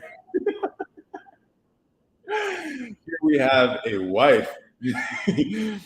No, a British lady wrote it, and I can't speak or read Tigrinya. Oh, I know. Okay. A British lady wrote it. Interesting. See, that's intriguing. A British lady who wrote about Eritrea.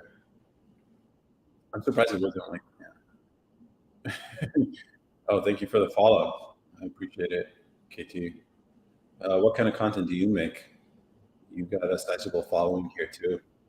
Melv Cookie. Please tell me you bake chocolate chip cookies. Or it doesn't have to be chocolate chip cookies. I guess you could just. You like animals, wine, and naps. I know somebody else who likes naps too. And also, I don't know if this is a trend. You guys tell me, but is it just me, or do women tend to like napping a lot?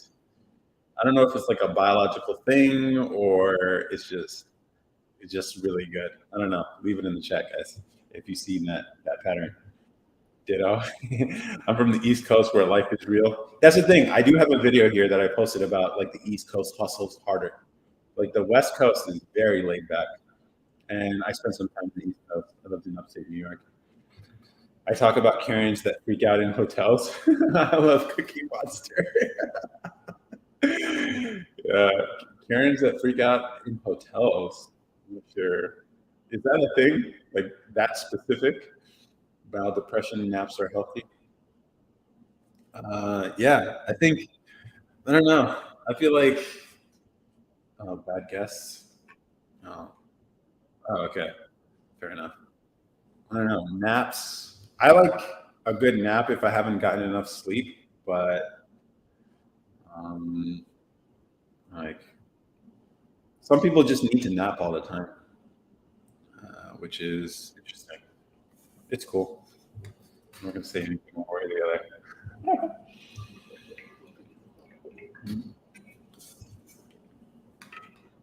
Oh shit!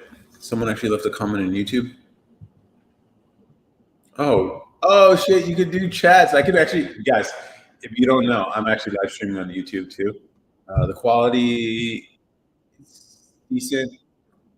I'm on Twitch as well, but I can put it on display. I can put your comments on display. So yeah, that's the thing. Like if you guys want your comments to show up and I can actually highlight them, I can actually do it on YouTube.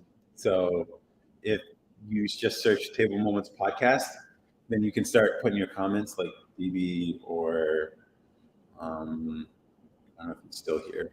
The other guy, like Land. I don't even know what to call you. I'll just call you Hen for short, or 71. But if you guys want to put comments, go to the YouTube, and then I can actually display your comments on screen so other people can see it too. That's the cool thing about YouTube. You can actually display these things. Like, what if I put that, and then will it show up on Twitch too? Yeah, it does. It shows up on Twitch too. Oh, guys, you got to go to the YouTube. I'll read the comments there too. Let's see, detail. I see a lot of people using those mics. What kind is it? Rode Wireless Go 2s. They come in a set, a 2-pair. And I have the receiver connected to the phone, and this is the transmitter that sends the audio coming through the mic, which is that little thing here. But you can also plug in a mic or this side, somewhere here. Oh no, you could plug in a mic right here. If you have a lavalier, you can put that in and use one of those wired mics. But yeah, it's a thing. And we use this for street interviews and stuff. It's just nice not having a cable that would like drag your phone everywhere. So if you're interested, these are nice, but I think DJI makes a better version. I got these years ago before now the market is saturated with this kind of stuff. So there are better options that come. Like this one doesn't come with a charging case, which sucks, but the newer competitors do come with those things. You guys got make a splash. What does that mean? Nope. I don't understand this TikTok stuff. Like, hey, Bebo, how's it doing? Jeff Martin, you guys got any other questions or thoughts on your mind you guys have? You guys want to talk about? Like the dating app thing, we talked about it last week. I don't know if I have to bring it up this time. But yeah, it's an idea that's been in my head for a while, building a new dating app. But again, it's like one of those things that it's a hard thing to tackle. What is your spirit animal? That's a good question. Though everyone like put in what your spirit animal is. I think someone described mine as a kangaroo once. I don't know. I think it's so easy to just use one of the basic animals like bears, tigers, lions, whatever. But kangaroo's interesting because it kind of fits me. Like I wouldn't say I'm hoppy or like a jump around. Well, I am kind of like unsettled a little bit in terms of like location. So you can think of it as hopping from one place to another. Can we? All right, check it out. Oh, see, there you go. Sharifa. Can we please not talking about dating apps? Oh, and I can show it on screen. Thank you for that. That's dope. That's really cool. Oh, that's so cool, man. You guys gotta you gotta check out the YouTube. So I would say maybe people would describe my spirit animal as a kangaroo. Maybe let's see. There are other people watching the YouTube right now. One watching. Yeah, it's kind of lonely in here, isn't it, Sharifa? Kind of lonely. But YSL, how's it going? What's your spirit animal, Sharifa? You can put it in the chat. This is cool, man. All right, so see, this is kind of good motivation to start growing the YouTube channel because live streams would be way more interesting here. Because then one of the things I struggle with TikTok is keeping up with all the different comments and conversations we're having. But if it's here, I can actually put it on screen. You guys can all see it, and we can all talk about it at the same time. I'm either a sloth or a panda. She says, very lonely, hence why I don't want to talk about dating apps. Yeah, I mean, if there's anything on your mind, we can talk about it. I posted some videos this week. We're doing street interviews. One video I posted that's doing decent numbers is about like broke men, like men who don't have money. One girl we interviewed on the street was talking about how her ex was broke and she's like, she's never doing it again, whatever. All right, spirit animals. Let's see. KT is either a sloth or a panda. Interesting. Interesting. E2 happy time to troll. I don't know what that means. Zebra. Interesting. Why is it zebra? Omar, software engineer. Following error return. I don't know what that looks like. Is that Python? Is that Python? I don't know. Sorry, I meant cat. Oh, okay. That's a cat zebra, like a striped cat. I think you are intelligent, but a little misguided about what is real and substantial in the world. None of it's real.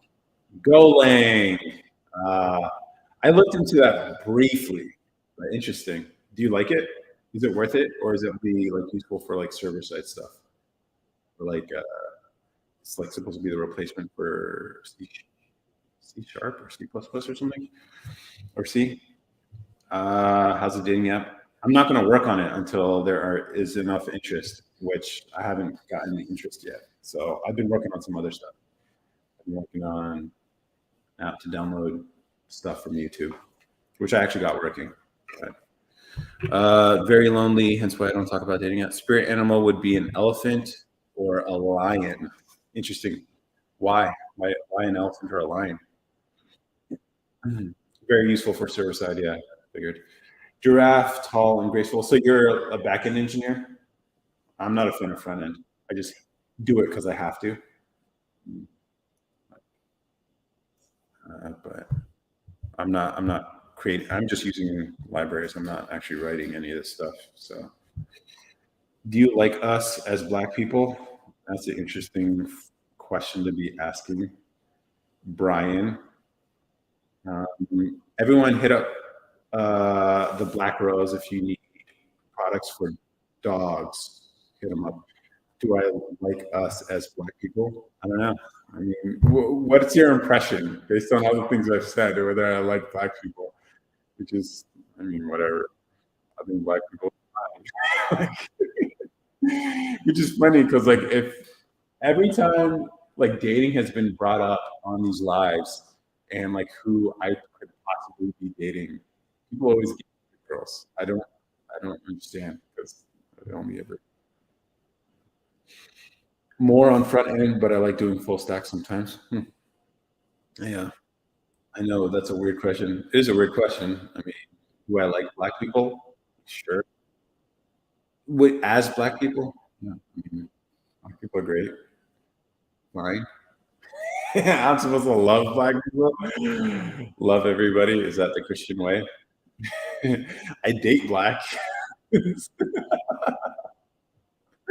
Which people did. I don't know. I don't know. It's so weird. It's so weird. But yeah, spirit animal. Black is beautiful, tan is grand, and white is the color of the. I'm not sure what you mean by the dots. Honestly, I'm not seeing where it's going. I'm not. Black people are fine. It's cool. I don't think they're any better or worse than any other people. Even this conversation might like trigger the algorithm. Elephant. So just make sure if this ever gets cut off, if this TikTok live ever gets cut off, just go to YouTube directly, or Twitch. Oh, Sebi, she's back. The person I thought was Turkish is actually Habesha. Been good. How are you? Black is beautiful. Oh, yeah. Elephant for strength and memory. Lion for my pride. Ooh, that's a nice answer. Elephants have good memories. I Yeah, okay. Elephants for strength and memory. I like it. It's a. Is it because you have that strength and memory? Because it's like the lion. If you have the pride, then it matches. Hi, it's Jamie. Say hi back. Joanne. What superpower do you want? It's weird. I was thinking this is somewhat related, but as far as superpowers, if anyone says super speed, they also mean super strength because you can't have super speed without super strength. Because if you're familiar with physics and equations for motion and everything, like to be able to move that fast and accelerate, the acceleration forces mass times acceleration, right? And so, in order to be able to accelerate, you need to at that whatever speed from rest, you need a massive force to be able to for an equivalent amount of mass. And so, like, you can't be super speed without super strength. It doesn't make sense, physically speaking. Which is why, like, the Flash. I guess the movie's coming out this summer. If that guy isn't super strong too, it ain't. It's not scientifically accurate. If you could go anywhere in the world vacation, where would you go? Ah, man, where would I go? I've been to Europe before. It's cool. I mean, it's not much. I mean, if you like that stuff and you like seeing stuff, whatever. Where would I go? What's someplace interesting? Probably a Spanish-speaking country, so I could practice speaking Spanish. I've been learning on Duolingo, so probably pick some Spanish-speaking country. That seems superpowers. I definitely need to read mine so I know what's coming or not coming my way. Yeah, that's actually would be a really useful superpower. Especially, I don't know. Here's the thing: that's also a curse too, because you're gonna be able to hear every person's thoughts around you, and if you knew what was going on in their head, you might be either disgusted, mortified, or feel really bad or negative about what they're thinking about you that they don't have the heart to say publicly to your face. And so it's one of those things that could be like a double-edged sword. As long as you have tough skin to handle the thoughts, or at least you can control it and just decide not to read unless you need to read it. So that would be interesting. When a white person pulls his pants down, we call it a moonie. When a black man pulls down what? And the clips. I'm glad you enjoyed that one. Does your name is Abel, right? My name? No, my name is Simon. Gab 14. Oh, Ireland or Poland due to my heritage. Yeah. Okay. Machu Picchu. Interesting. Am I shy? I used to be really shy. But it's one of those things that with enough social exposure, you can grow out of. And so it's like one of those things. I was an extreme introvert, like what people nowadays would call social anxiety. And it took me a while to get over. But now I do live streams on 3 platforms right now: 3: TikTok, YouTube, and Twitch. And eventually it'd be dope if we could get them on all. So it'd be cool if we were on Twitter too, Instagram too.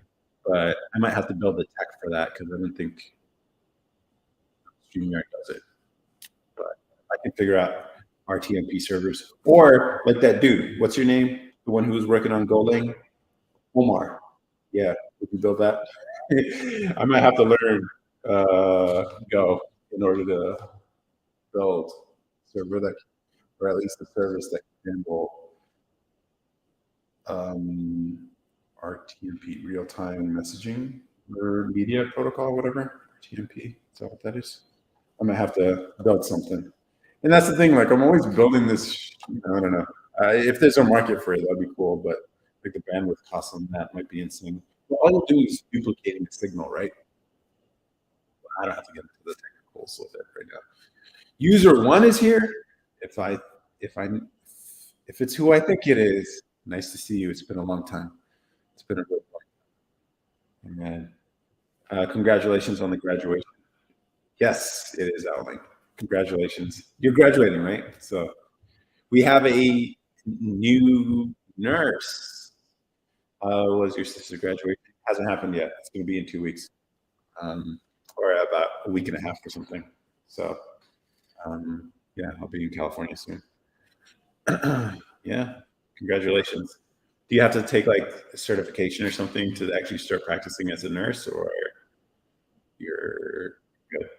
Or can you start like drawing blood and healing people like a shaman? Yeah, okay, yeah. So you still have to do some studying, huh? Damn, it's never over, is it? Like you get the degree, and then you're like, oh, finally, I can do all these things, and you realize, nah, you got to do more. It's just like it's like they're jerking us all around all the time. I remember I had to take the fundamentals of engineering. I didn't have to take it. I was a mechanical engineer, so civil engineers kind of have to take it because it's basically a test, fundamentals of engineering, so that eventually you can start the process to become a professional engineer who actually has their name signed on blueprints and stuff like that for like civil projects and buildings and stuff. But I was a mechanical engineer, so it's not something I had to worry about. But I did take that exam, though. I did pass. Have you seen the movie Wallace and Gromit? I haven't. Soft Milk Dud? I'm not sure. Is that Candy? Is that Candy?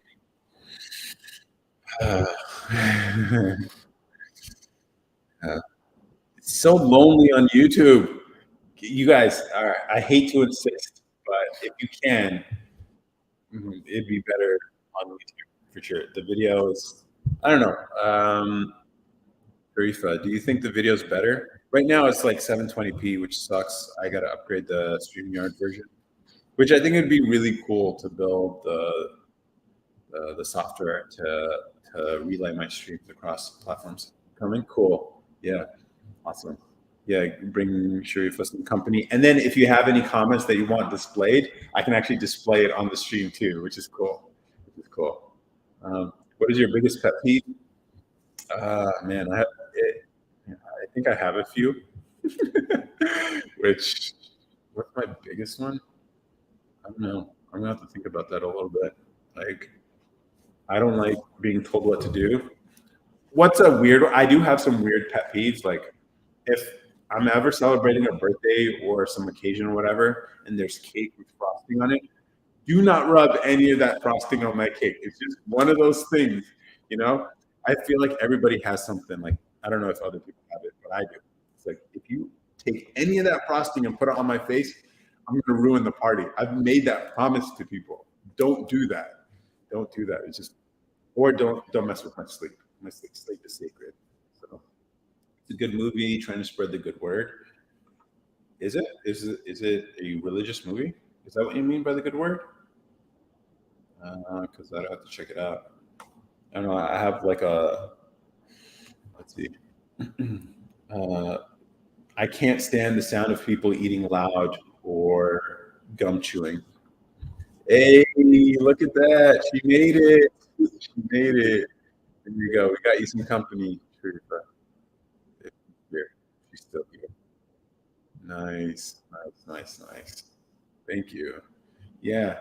Man, I hate having to push people to another platform, but TikTok has shown how untrustworthy they are with their filters and whatever. But like, yeah, I think I should eventually, once I get the numbers up, at least if we had like, all right, so we got 2 people watching. That's the thing, like TikTok or whatever. I don't know. I've never had someone do that. That sounds rude. Yeah, it's terrible. Um, it pisses me off. It's like unreasonably so. Like I've told people, I will ruin a party if you do that, and gave them warning. Because like, don't put frosting on my face. I don't like. I have a thing about food. Like it doesn't belong on bodies and stuff. I'm not trying to get any. I know a lot of you guys have your minds in the gutter. I just even mentioned that, but you gotta, yeah. You seem like a genuine person. I try to be, but some people would disagree. At least in this chat, I try to be. I did hear someone talk about like being you don't owe truthfulness to people, something like that. But that's a philosophical discussion that I've been thinking about a lot lately. Um, isn't cake in the face a tradition of some cultures? Is it? Is that where it comes from? I just know it pisses me off. Um, in some cultures, maybe. Like I've seen some weird things, or I don't know. Like Julia, maybe you can explain it. Like some of weird things Habashas do. Is that a thing? Frosting on cake on people's faces? That's terrible. Don't don't try it with me. Is what I'm saying. 'Cause I will. Yeah. Are people putting your face or doing like the head shove? The head shove, I think, would be worse. It's not the head shove. It's usually they grab some frosting and they just smear it on your face, like you're fucking Simba. It's like, don't put that shit on my forehead. You know? Like, I don't get it.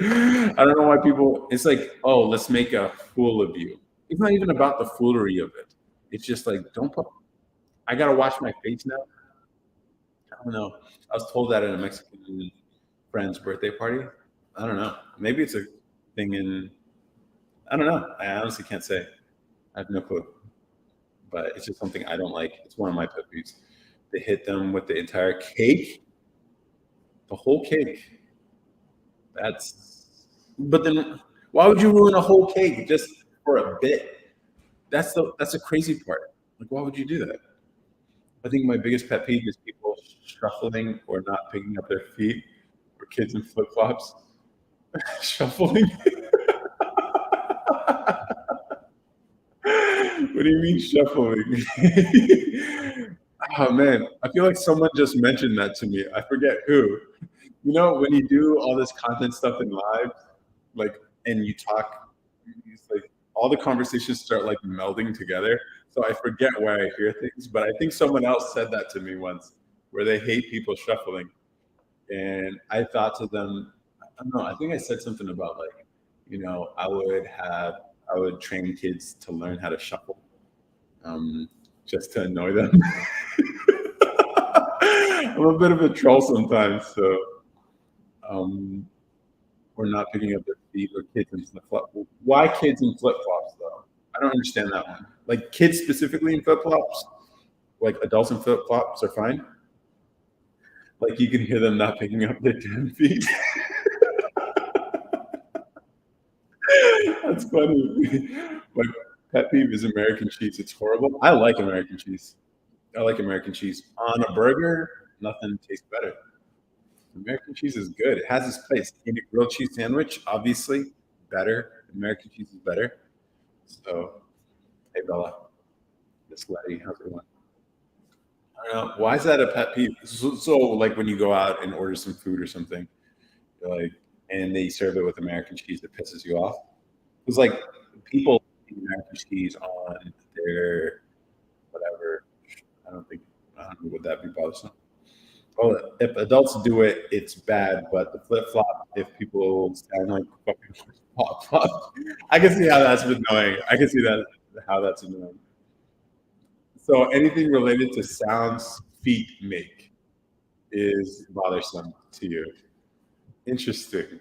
Now, normally, if I was willing to pry, I would ask you about other feet related things, but it's probably not appropriate for the thing, the chat. Or it probably pisses you off too, some more. But it is interesting. I'm wondering if there's any correlation there between. You don't mind the basketball shoes? Well, yeah, I guess if it's for sport, basketball squeaks. Yeah, shuffling. Man, you must have hated when Party Rock came out with that song, huh? Everyone's doing the shuffle. Or like one of those parties at raves or like the dance hall kind of thing where they're like shuffling their legs. People who let their kids run around a restaurant, yeah, that could be annoying. No, I'm not into feet. Every day I'm shuffling. Yeah, yes. Party Rock, American cheesesteak goes to me. I wonder if you're like, you look like you might be African, so you're not used to the taste. I get it. Like there's certain things like what do Australians eat? Vegemite, which anybody who didn't grow up with it, it's completely repulsive.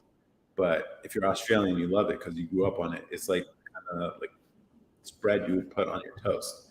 But it's like, yeah, I get it. I get it. Like, kids just slide their feet against the floor, and it annoyed my mom, and I did it, so now it annoys me. People who take their minimum wage seriously. What do you mean? Like they work really hard at their minimum wage job? Do you have anything your parents hate and now you hate? Uh, I don't know. I don't think there's anything. Like I'm pretty different from my family. At least all the members of my family. Like I don't know if there's anything specifically. Let's see. You have a comment here. All right. Kids play. What would you like parents to do? Put them in front of an iPad? That's a good point. You make a very good point here. But then at the same time, like, why are you bringing kids to a restaurant? Like, because restaurants are, I think, aren't conducive for like the temperament that children have. They need to move around. They need, like, need excitement. They need, So it's like if you go to McDonald's in the play place, that makes sense. Or like if there was an equivalent, or if there was a park nearby or something. But like to bring kids to a restaurant, I don't know if that makes much sense. Just order the food to go. Parents can eat. Order the food to go. I mean, if you have kids who can't stay still, I can see how, unless it's like a quiet time of the restaurant, like I can see that being a thing. So like, all right, or it's like Chuck E. Cheese. That makes sense to me. Like the pizza there, at least the last time I went, which is decades ago, was pretty good. Minimum wage job, seriously, serious. Yeah. Hello, Rick and Morty. How's it going? Here for friends and fun, spreading awareness on mental health. Good for you. LOL, I'm American, just dark skinned American. Okay. You just don't like American cheese. All right. Also, with kids, I hate that most of them are picky and don't like vegetables, veggies. I don't know. No. Yeah. Uh, good night, dear brother. Good night. Good night. I know it's pretty late. I started late today. I'm not gonna lie. I did. But I was getting a bunch of this stuff set up. I'm slowly, like with every iteration, just a small improvement is all it takes. So like now doing three platforms, whatever. Eventually, I think if you guys really like this and you like the long form, unstructured conversations of this, I think this is something that can be more frequent on YouTube. Or if there's certain things that you guys want to talk about, we can make topical live sessions. No, I'm not going to adjust my lifestyle to make single people comfortable. Look at her. She's going ham on everybody. All you single ladies, all you single fellas, you just gotta. I don't know, but like, what about kids? Like, you're shopping in a grocery store, and they're just rowdy, like yelling.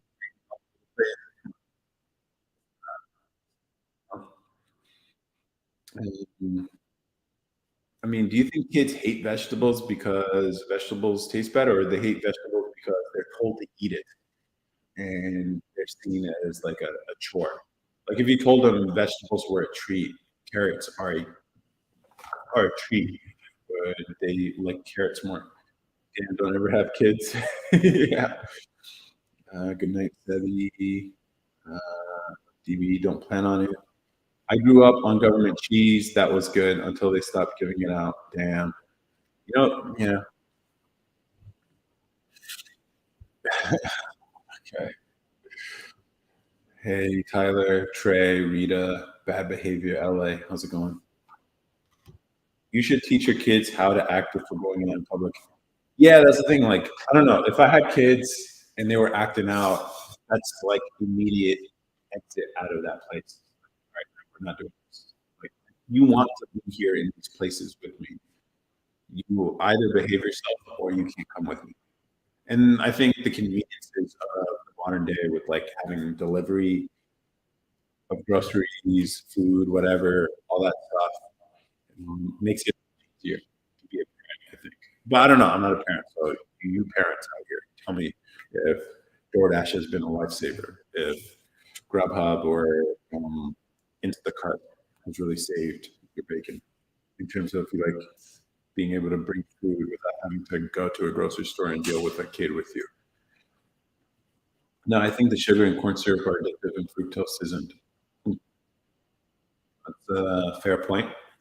That's the thing. So like it's about not exposing them to that stuff in the first place, maybe.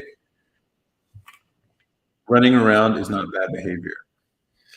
Yeah, I agree in like a lot of context for children. I would say running around isn't bad behavior, but like in a sit down restaurant, I don't know.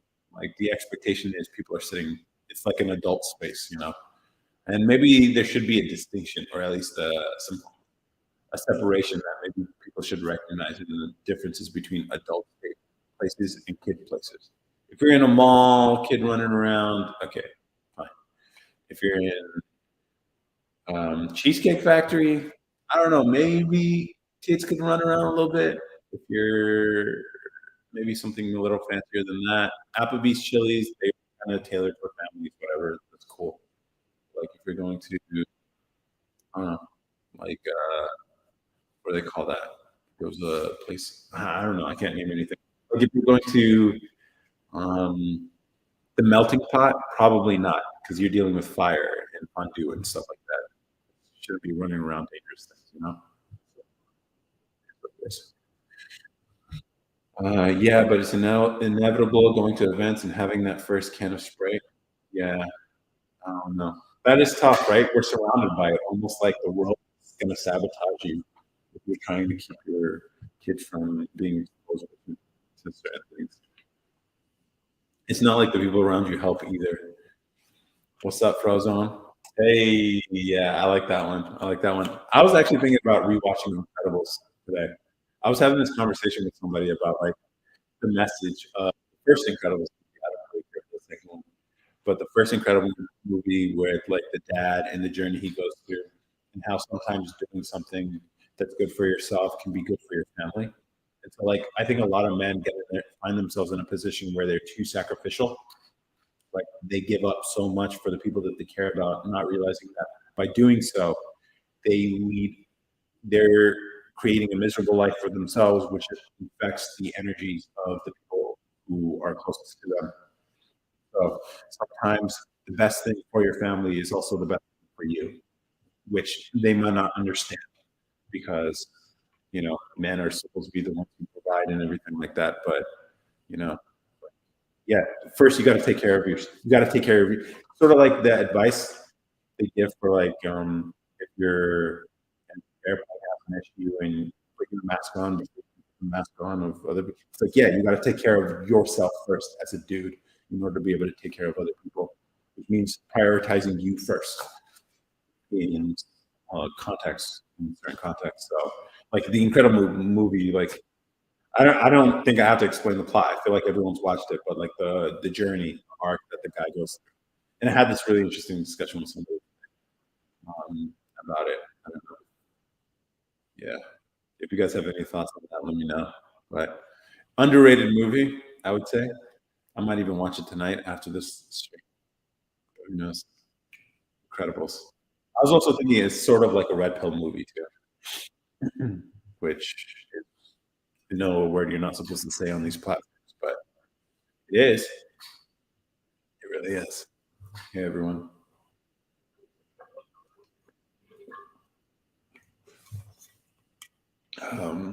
Team Alvarez, Vadin, GPE Henderson. How's it going, everyone?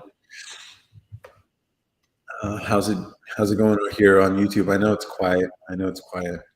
I'm working on it. I'm gonna improve the things here eventually. Eventually. I don't know. It's weird. Like at least the activity I see in streams here, there's a peak. There are moments of like high activity and then periods of low activity. And so it's like, are there patterns in the way people behave when they're on live? Would be interesting. I dislike the idea that a man has to be the provider. That's a fair dislike. Um, as opposed to, what's your position on it? Do you think it should be equal, or like women should pick up the slack? I'd like that position, but I don't know. I've always been more traditional in the way I've handled my relationships. So, but I can see a lot of men falling into the trap, like of like serving, being too subservient to the people around them, and then they end up sacrificing themselves. They lose respect for the people around them, which then ruins the relationships that they have. And it's like, all right, it's like this weird feedback cycle that is well intentioned but can be really, really negative. Running around, it's good. Not the best layout on the phone. Yeah, I understand. That makes sense. Uh, that makes sense. I wonder if I can. It would be cool if I could stream vertical video. I wonder if that's possible. I'll look into it because that would be an interesting thing. I don't know if any of the platforms can actually. I mean, obviously TikTok does it, but like for Twitch, for YouTube, or like if I can crop it, like put there and then there, crop it. That'd be cool. But it's not like you need to see my face. I feel like a lot of people here are just listening, so you don't actually have to see my face. I don't know. I'm not putting graphics on screen, which I guess I could do. Like if we wanted to talk about the dating app idea, I could actually bring it up. I can show you guys a mock up of what it looks like and whatever, or the form. That's the cool thing about like the PC YouTube stuff. I can actually share stuff. Or if you guys have things that you want me to share, you can put it in the description or in the chat. I can actually pull it up and we can talk about it. The Bureau of Labor and Statistics stuff. We could actually look that stuff up, or the New York Post stuff. We could look it up, and we can look at it together. Which I think would be an interesting exercise if it weren't political, because we try to stay away from the political stuff here, at least in terms of the content that we post that's permanent. The ephemeral stuff, like the live streams, whatever, those things, I relax the rule for. Everyone should be providing something, including the kids. We take care of one another, family. It's a fair position.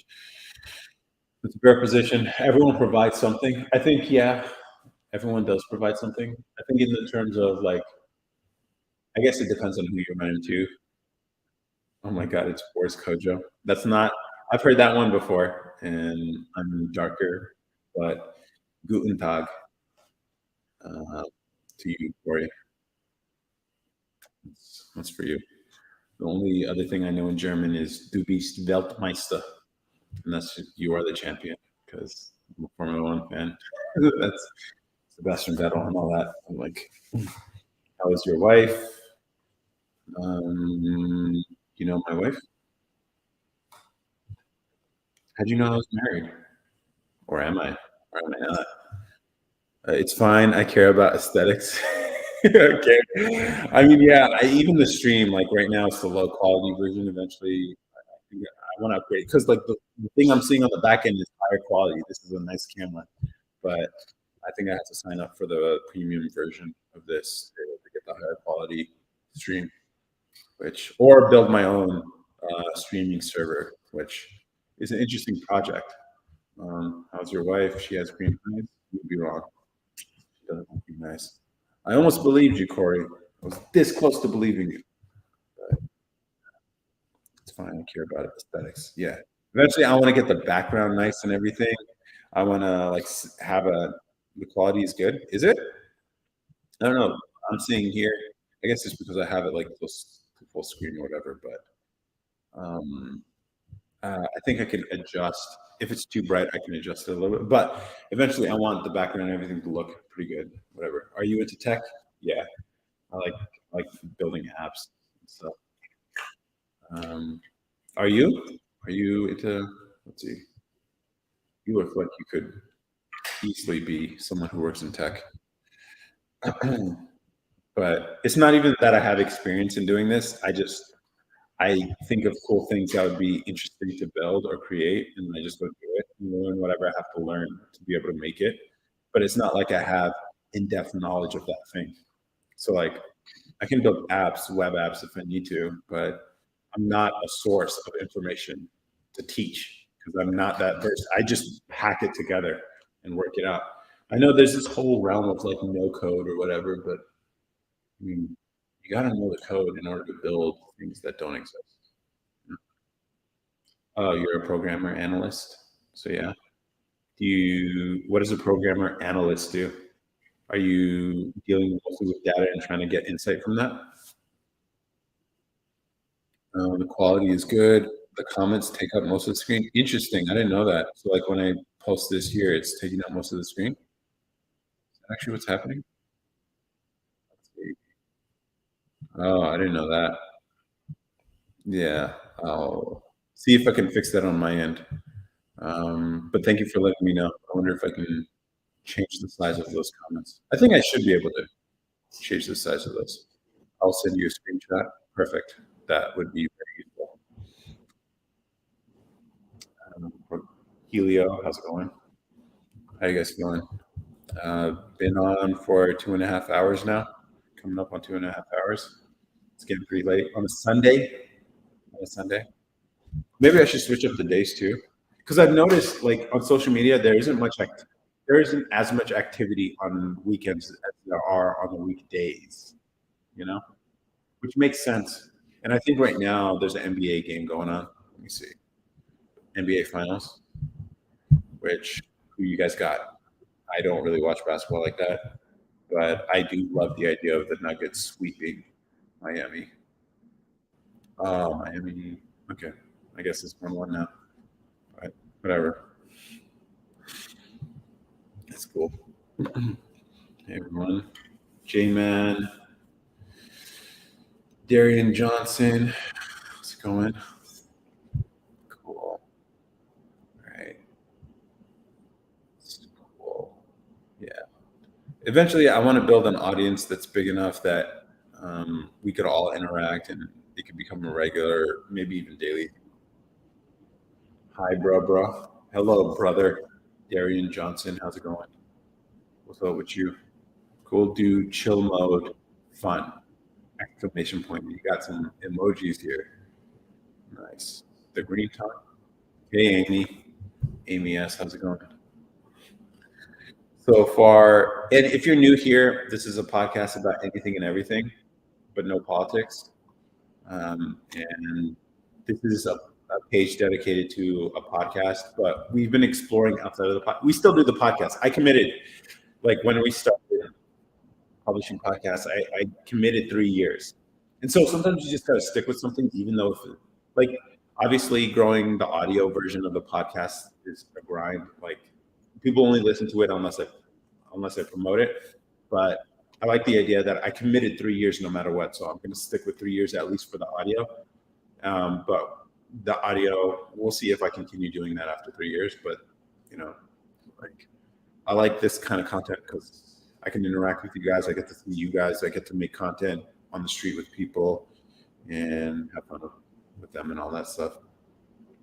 I analyze data and databases, create and maintain company programs that retrieve and store data. You like it? Do you like that? That's interesting. Like, I'm sure. Are you the type of person, considering the work that you do, you look at data outside just personal information?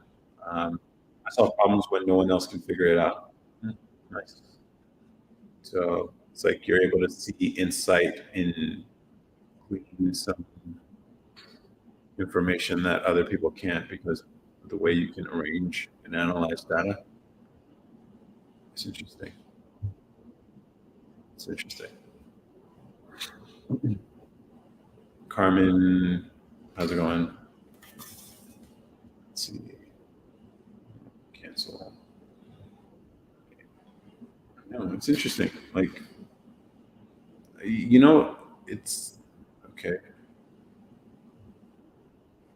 Let's see. Yeah. Do you guys have anything on your mind? I can start talking about, like, I posted some videos this week, but some of them are kind of spicy or probably not. Um, I don't know if you guys would be interested in talking about them.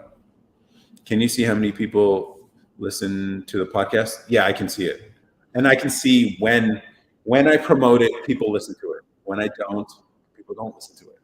So, like, that's a question from Jalila on the YouTube channel where we're streaming also. How am I? I'm pretty good. Pretty good. It's been a decent Sunday. Was debugging some stuff and I figured it out.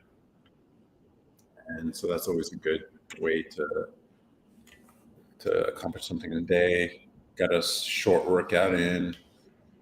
Had some sushi. It's a good day. It's a decent Sunday for sure. How's your day, Carmen? Can you see how many people listen to the podcast? Yes, I can. I see it, and that's the thing. Like, yeah, people listen to it when I promote it, and then people don't listen. If I don't promote it, no one listens to it. But the cool thing about like all this other stuff, like on TikTok or YouTube or whatever, like I can post it and then it can grow on its own. You know, like eventually, I think the podcast episodes that are audio only will eventually be things people listen to years from now. Once this is much bigger, the audience is bigger, they'll be like, oh, there's going to be a certain segment of them that actually enjoy listening or even having conversations like this, which are sort of like the vibe of the podcast. I think the podcast is even better than these lives, honestly, because I edit them. So like there's stories, there's conversational arcs and all that stuff that I think they're pretty good listens. And I enjoy listening to my own podcast and I was a part of the conversation. So I don't know if that's narcissistic or just the content's good. Just got here, don't know what's going on, and my day's going good so far. Yeah, that's the thing. Like I've even wondered like if I should have like a single topic, but I don't know. It's like I don't. If there's anything on people's minds, I'm open to talking about it. But it's like the podcast is pretty good. Thank you. Yeah, that's the thing. I edit them. That's what people under like. Podcasts have to be edited just like everything else. Like there are things in conversations that need to be cut out.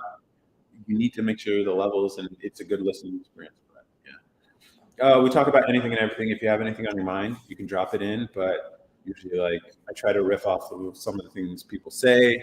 Usually, there's people who enter who like to bring up politics. Usually, I try to not indulge it too much. We've also heard some. I don't know. The conversation really can't go anywhere. So if there's anything particularly, or your comments or whatever that's on your mind, you can share it and I will riff off of it. But then I also have things that I post on this page. So if this one of my videos that I posted that you have opinions on, because I like to leave strong opinions here, then feel free to put it and we can agree or disagree or whatever. Yeah, it's cool until you get someone that isn't data driven or understand biases or scientific method. Yeah. That could be mine. I don't know. Huh? Okay. Yeah. I still haven't figured out what this is. What this is. Like I want to make longer form YouTube videos and stuff, but I have no idea what to make the videos about. You know? So that's why we've just been doing street interviews and asking them random questions. Like I know people say niche down, whatever, but I'm just like, I don't know, man, we've had conversations with so many different people who do so many different things. Like it'd be maybe I'm carving a lane here, or maybe it's just stupid. I don't know. You might want to put that in your background. What's on your mind? Good idea. Very good idea. Yeah, that's a very good idea. Thank you for that, Brandon. And then the conversation. Yeah, see, smart. It wasn't until like a couple of weeks ago that someone told me like the likes influences how often the live gets shared to other people on TikTok. I was like, I had no idea. There's so many things I don't know about this stuff. And all of it's been a learning journey. You driving to Sac For the graduation, no, I'm flying. No, I won't drive back. It's such a brutal drive, especially doing road trips alone are tough. They're very tough. But like I've had to do cross country too before. And see, that's the thing. Like I don't know, when I say it, people might seem impressed, but it's just brutal. That's what I would say. But definitely, that's a good suggestion, Brandon. I appreciate it. I'm definitely going to try to do things like that. So like, because I know when people come into this live, they're like, "What the fuck?" It's just a dude speaking. The only people who ever stick around are usually like black women because of the face. I don't know why, but the face works for them, or maybe the glasses. But maybe, or like it's other black men who see themselves, or at least someone they can relate to. But it's like I think our conversations extend beyond that. So it'll be interesting. Why alone? What about Air? She's in Chicago. So we're not even in the same place. I will be seeing her though after the graduation. So that's gonna be cool. If you know what I mean.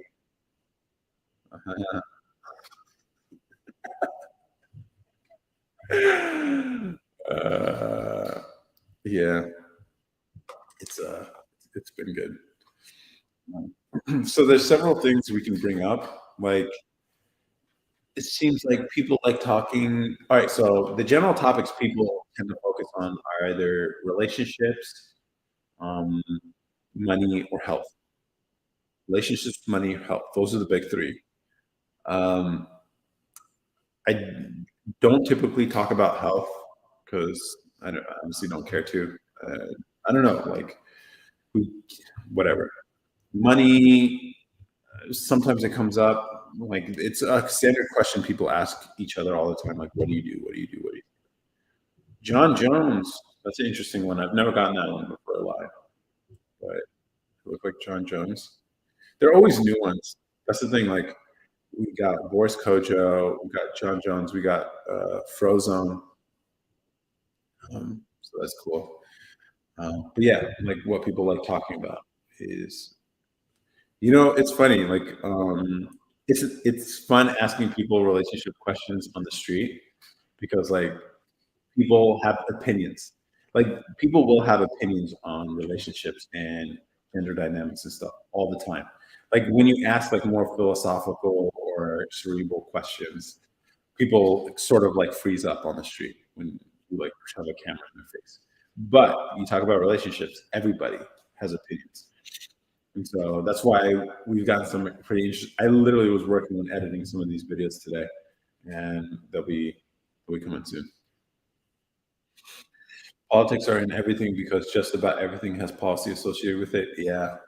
But that's the thing. Like, would you say your average person is politically informed enough to have opinions on it, even though they have? It's like, I don't know. Well, like a lot of people who end up getting like really into politics, you find that they're not really open-minded when it comes to at least the spectrum of ideas in that space. And so it's like, all right, are we actually having productive conversations here, or is this all just like your team, my team kind of thing? Okay, gotta go. See you soon. All right. Have a good night. Calling. This next is 24. Am I blocked? Hi. You are not blocked. But do you think you have a chance of winning in 2024? Are you still here? I don't know. Like, did you guys see the AI? Here's the thing. Like, this is related to politics, but apparently, like, people are doing deep fakes and AI generated media and memes of politicians. And there was one I saw of DeSantis as a Michael Scott character in The Office, and they just like deep faked Ron DeSantis's face on Michael Scott, and it was the scene about like him wearing a woman's suit. It was funny as shit. It's hilarious because all they did was just like replace the face with DeSantis's face. It was hilarious. And I'm just like, yo, once again, the political landscape is changing. 2016 was all about memes, and then 2020 we didn't get anything. All the social platforms were suppressive, and then I think 2024 will be the election cycle with deep fakes, uh, funny deep fakes or AI generated deep fakes. I think that's what's coming, and I don't think people are prepared for it because it's not technically like, but it is what it is. I don't know. It'll be it'll be interesting to see. I'm looking forward to it. I know a lot of people are going to feel some type of way, but that's okay. What kind of microphone is that? It's a wireless microphone. Rode, they're a company based out of Australia. They make a lot of audio equipment. This one is like a wireless thing. Have you heard pyramids around the world have been carbon dated to have been built around the suspense same things? Been built around the same things? What do you mean? Have you heard pyramids around the world have been carbon dated to have built around the same things? Really? I haven't heard that one. Most people don't read the policy to know what it is to talk about. Yeah, sorry, time. Oh, built around the same time. I haven't heard that. Pyramids around the world have been carbon dated to have been built around the same times. Like all the pyramids around the world? That's interesting. That's very interesting. I don't know. I haven't looked into it or I haven't heard of that at all. Most people don't read policy. Yeah, it's interesting. Like I think AI could help with like summarizing a lot of these bills that are like hundreds of pages long. Just like give me a summary of this. What do I actually need to know? You know? And people don't even bother to look up like the bills themselves, like putting the HR code and all that, and then like, all right, to the fucking 100 and whatever in Congress, or I don't even know what number they're at now, but yeah, at the same time, would that be possible? So like, obviously you have Egypt, but there's pyramids outside of Egypt. If that's the case, if that's what you mean, and it's interesting. It's interesting how they all would be made around the same time. What was it about those times that made all these pyramids or all these parts of the world? I don't know. Um, what does that mean to you? I'm not sure I have any opinions on that, but it's an interesting one for sure. Yeah, that's interesting. I don't know what else to say to that. Like, do you think there's a conspiracy or like something's going on? Like there's ulterior motives or maybe it's aliens or something? Which is a question we've asked people on the street before. Like I literally working on that right now. Like, what's a conspiracy you believe in, or what's a conspiracy people got to know? Some guys were like, the whole 9/11 thing, inside job. Some people were like aliens. Some people were like the whole health thing that happened. Possibly, maybe aliens. How would you build a pyramid? Pyramids.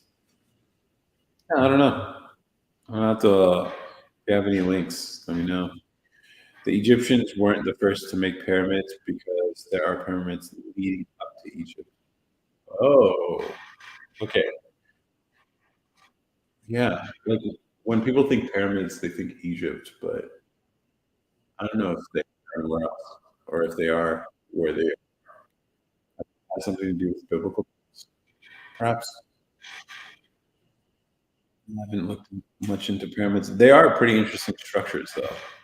Like all that stone that's stacked on top of each other. Like, could something like that be built today? That's the question. Like, and the fact that they've been standing for so long, that's interesting. Like, because I like the idea of building for long into the future, or maybe what is it about these structures that make them last for so long? I think that's the more appealing thing about these things. Yeah, I mean, if we could figure that out, then homes could be forever. I don't know if that would apply to like single family homes or anything like that. But like the idea of building for longevity instead of just like rapid, what do they call it? Planned obsolescence. That's kind of annoying. Kind of, I don't know if it's good for people as a whole to expect things to break soon. It's like if we can get to a point where things that we build last a really long time, I think humanity would improve greatly because you get to build the existing thing instead of having to rebuild all the time. And so that's going to be interesting. But there are things to learn from pyramids. Okay. You guys have any last minute thoughts? There could be a link between the time of the giants building of pyramids. Interesting. I haven't thought about giants or whatever, but it's a good point. Oh, they have light control now. Oh my bad. Let me fix that. Oh shit. Okay. I didn't know this could do this. My bad. Let's get there. Cool. Why you got a shock collar on? Because I be wilding out in these streets. That's why. Fora, I haven't seen you in a minute. Is it bad to not be bilingual in today's world? I don't know. I think it's fine. I guess it depends on where you're operating. If you're like in a southern state like Texas or something, I think it's pretty important you know Spanish. Even if you're not Hispanic or from a culture that speaks Spanish, it's still so useful because there's so many people here who speak Spanish or who come from a place like that. But haven't seen you in a minute though. Your credit score just went down, then up, then down. That's what happens to credit scores, right? They just rapidly change. Why? What language are you? Are you bilingual, or are you trying to be? I think I know enough Spanish now that if I ended up in some Spanish speaking town, I can navigate.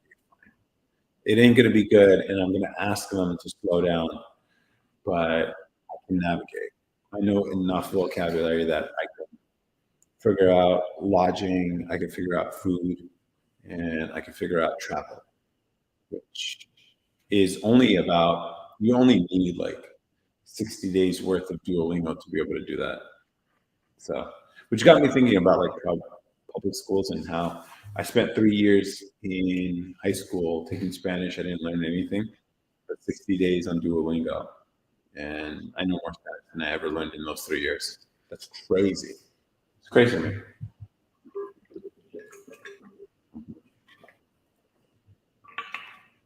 I'm trying to be bilingual, but I'm afraid because I'm getting older. It's harder as you age. Maybe what are you trying to learn? What language? And I think it's about repetition. I haven't found that to be true. Like, as I've aged, I've still been able to learn things, but even teach myself, which is crazy. Like I didn't expect it to be. I thought it was going to be much harder to learn things as I age too, but I don't know.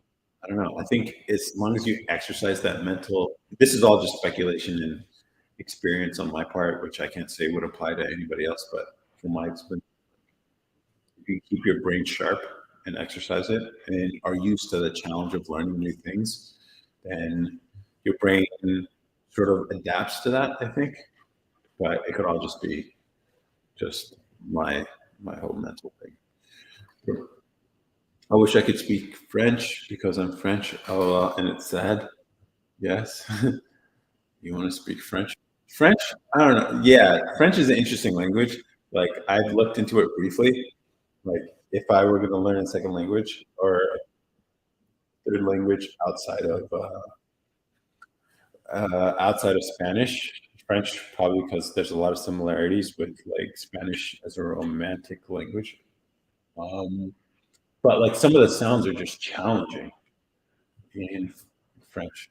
Like some of the sounds, like I remember I went to Geneva. I did a Euro trip, and at the end of 2019, and I was just basically picking spots just based on what sounded interesting. And after I flew into London, I was like, "Ooh, Geneva looks cool, so let me go there and learn that they speak French there."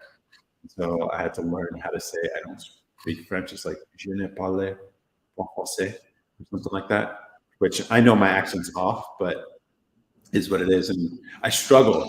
And then I remember I was on the bus because, like, if you're a visitor, yeah, I was on the bus. I was traveling through Geneva, and some lady started speaking French to me, like trying to have a conversation with me. I was like, uh huh, uh huh. I had no idea what she was saying.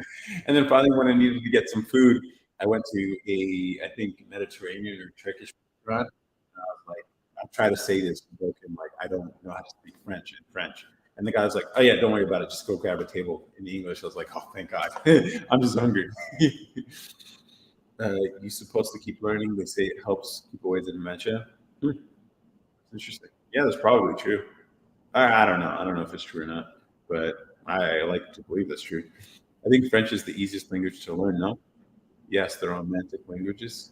Yes, I have a date tomorrow. Do you think I should do pigtails or box braids on my Gucci hair? Good question. I don't know. Box braids. It's nice when it's like you can work around box braids, but if it's pigtails, you just no, pigtails might be better because you just put them on each side until you're open for business. You know? So try that, Sarah. Try that, Sarah. That sound beautiful, LOL. Sarah, box braids for sure. Interesting. Because I think if you do pigtails, that's two, right? Pigtails are two, so they're like separated. Yes, very good thoughts or fishtail, because it could be fishy. That's funny. That's funny. Probably. LOL. That was you actually answered that. Yeah, I mean, like I like entertaining trolls. You get some interesting questions. No, trolls are funny. I'm cool with trolls. Sarah. That's the thing. Like, I was thinking, like, I could never know like Sarah Bergstrom. I feel like that's the name of the airport here in Austin. Houston Airport.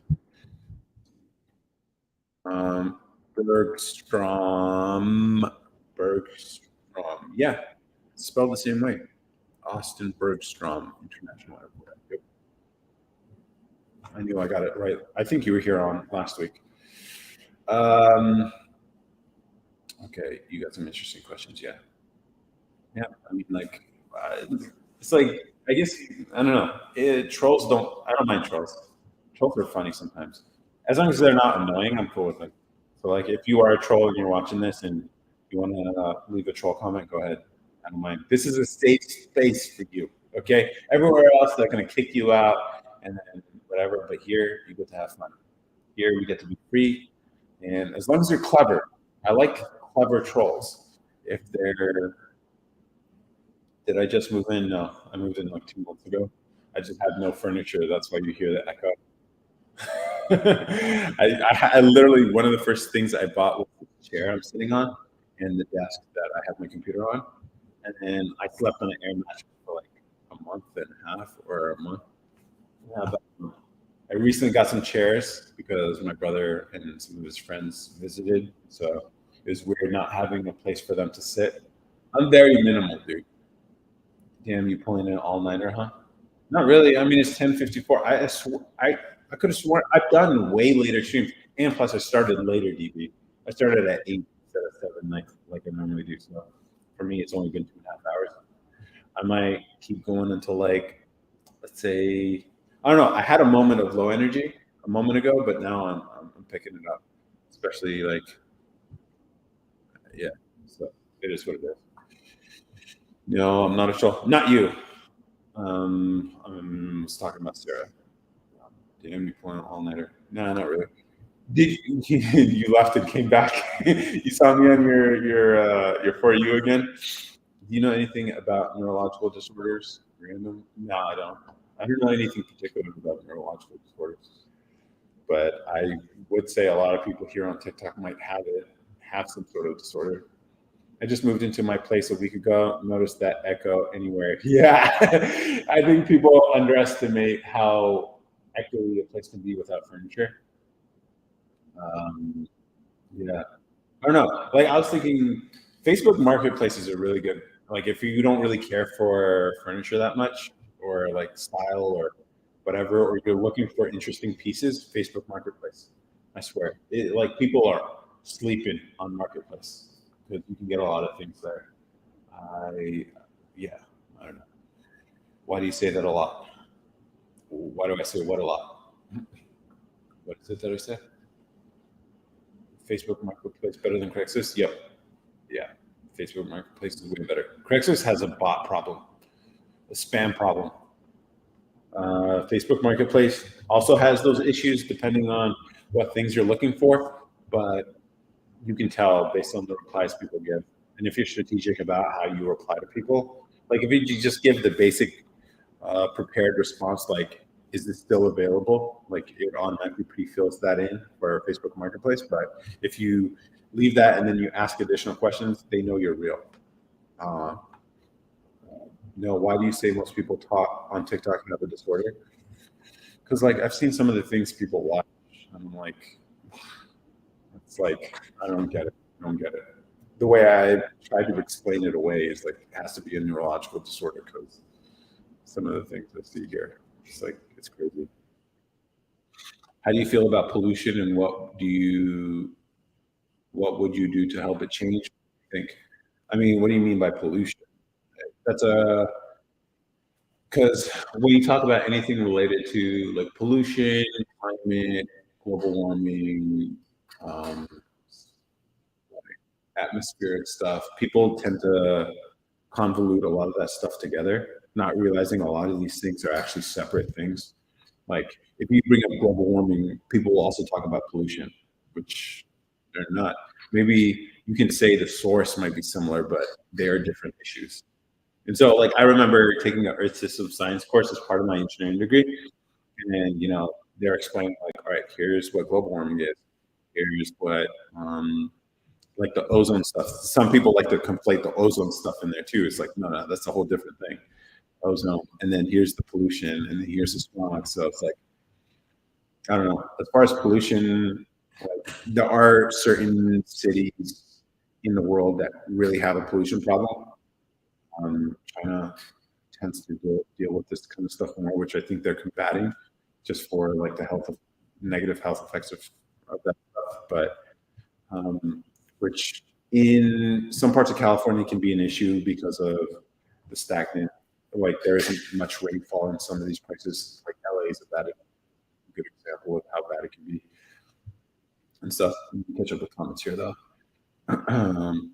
Facebook Marketplace got the profile credibility. Yeah, that's true. DB, it is better. Have you been on here? Brad Jones, yeah. What do you mean? DB. Have you been on here? Yeah, I think, or it could just be a photo people have used before.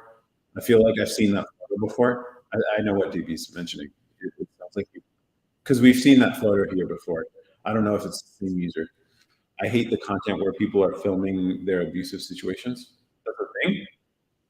Why do people do that? TikTok got a lot of crazies for show, dude. For sure. Like some of the things people post here, man. I'm just like, TMI, man. There's some things that should just stay personal. And it blows my mind that people share as much as they do. I share a lot, but there's things I will never share with you guys. Some things are too sacred and too private to be sharing with like online. It's like anything for clout is like crazy. Yes, I know what you mean. DBO, LOL. Everyone's algorithm is different, so not much.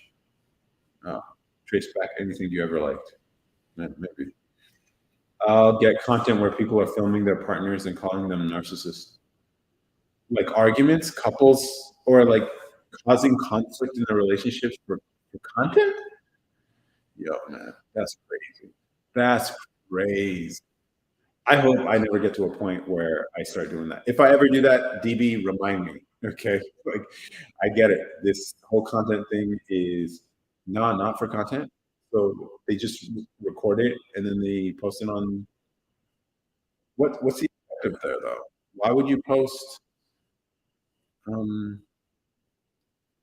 Is it like a prank thing, like what some girls would do, where they would play some sound about like, or they would say, "Wow, look at this ass," and then see if the guy looks like a, "Haha, I got you. You're looking at other women," kind of thing, or what? Uh, there sure is a lot of crazy stuff on TikTok. No, but I think there's a victim complex. I think that's everywhere though, which I guess on TikTok it's even more extreme. I've seen people even troll on TikTok. I don't know what your feeds look. Here's the thing: we did a podcast episode with a software engineering friend of ours, and we were talking about AI. We were talking about social media and how it sort of reveals your personality.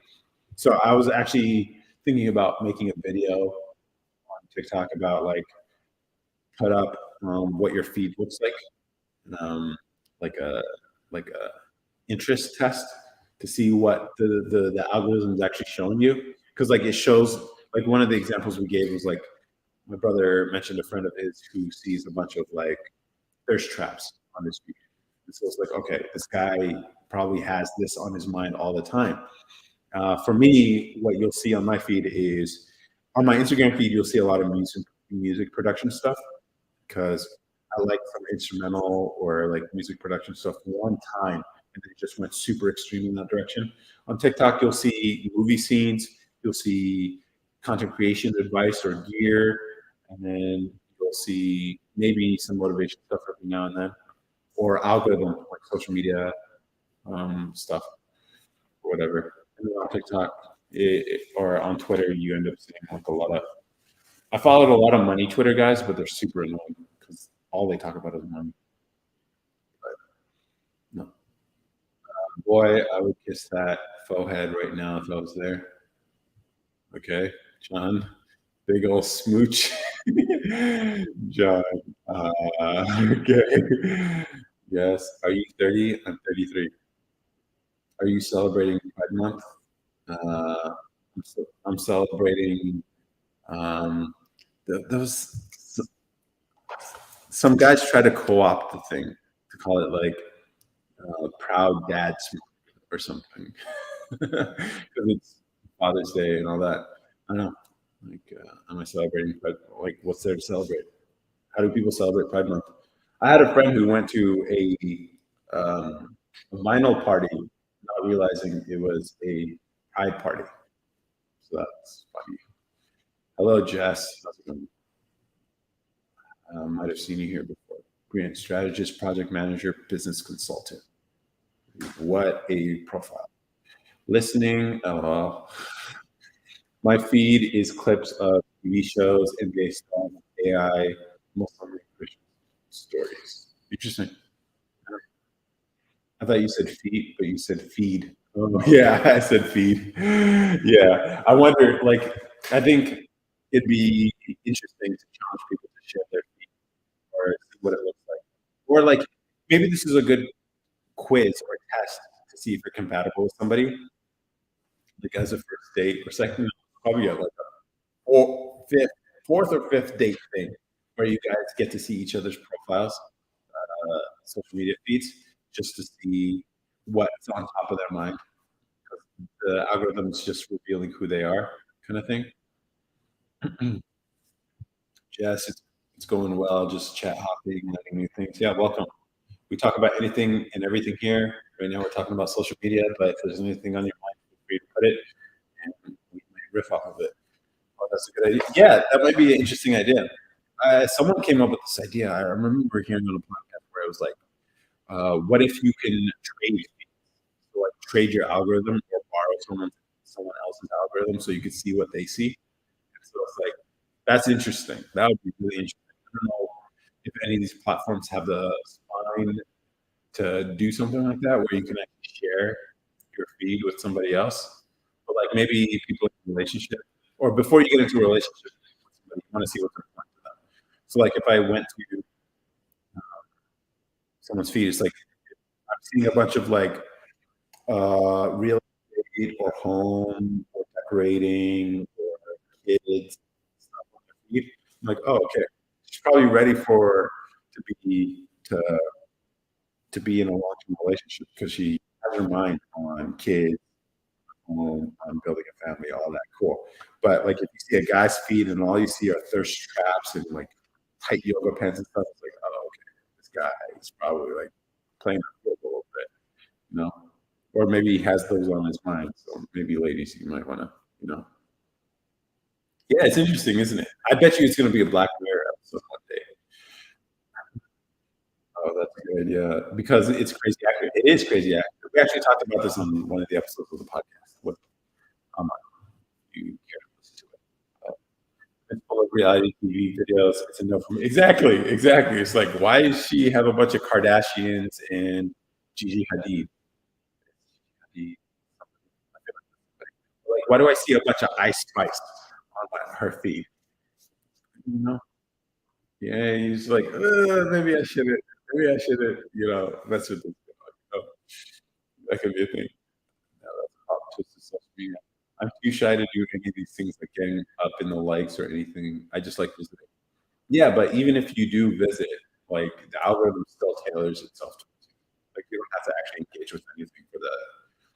Apparently, that's a thing. Like, you know, my For You page is filled with sage archetypes. I took a quiz, now I'm down a rabbit hole. I don't even know what that is. Sage. What's a sage archetype? Sage archetype. Examples. A seeker of truth, wisdom, and knowledge, for those of you who aren't familiar. See, this is the cool thing we can do if I can convince enough of you to join the YouTube live version of this, which is actually going on, by the way. We can actually look these things up together, and that would be a fun thing. I think that's a new element that I can bring to this whole live experience, being able to put things on screen or highlight comments that you guys are leaving, which would be really cool. One day we'll get there, but right now, I guess TikTok is gonna have to be good enough for us. But that's cool. I was looking to elevate my fashion sense, and it also speaks to your personality. Yeah.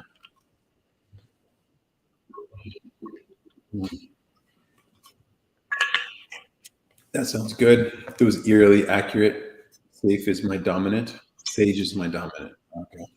Yeah. That's interesting. I'm gonna have to look. That sounds interesting. Yeah, so it really does reveal who we are. And so like maybe this is a tool, maybe social media, like all the negative things you could say about social media, about how like it makes you envious of other people and it makes you feel shitty about your own life, it makes you chase stats like likes, hearts, engagement. But one of the things social media can do is reveal yourself, reveal you to yourself. Like the kind of things that you see are probably a reflection of the things that appeal to you, at least in the moment. And so maybe this is a great way or an interesting way of self-reflection by just analyzing the things that appeal to you. And then maybe you can even change what you like by deciding not to go in that direction if it's something you deem as bad or whatever. But it does connect to my career. I'm an analyst, strategist. I'm always searching for answers. Yeah, it's interesting. The sage archetype, everything you need to know. Let's see. Oh, is this like a Myers-Briggs thing or related? Okay. Oh, no, I don't want to be revealed. Yeah, I guess, yeah. Carl Jung. Okay. That's interesting. Psychology is interesting. Brand archetypes. Everything is a learning experience. Interesting. I'm going to read up on this later. Sage brands are considered experts. Cool. So yeah, you're back online. What do you mean? Twin Roadrunner. You're still a Roadrunner.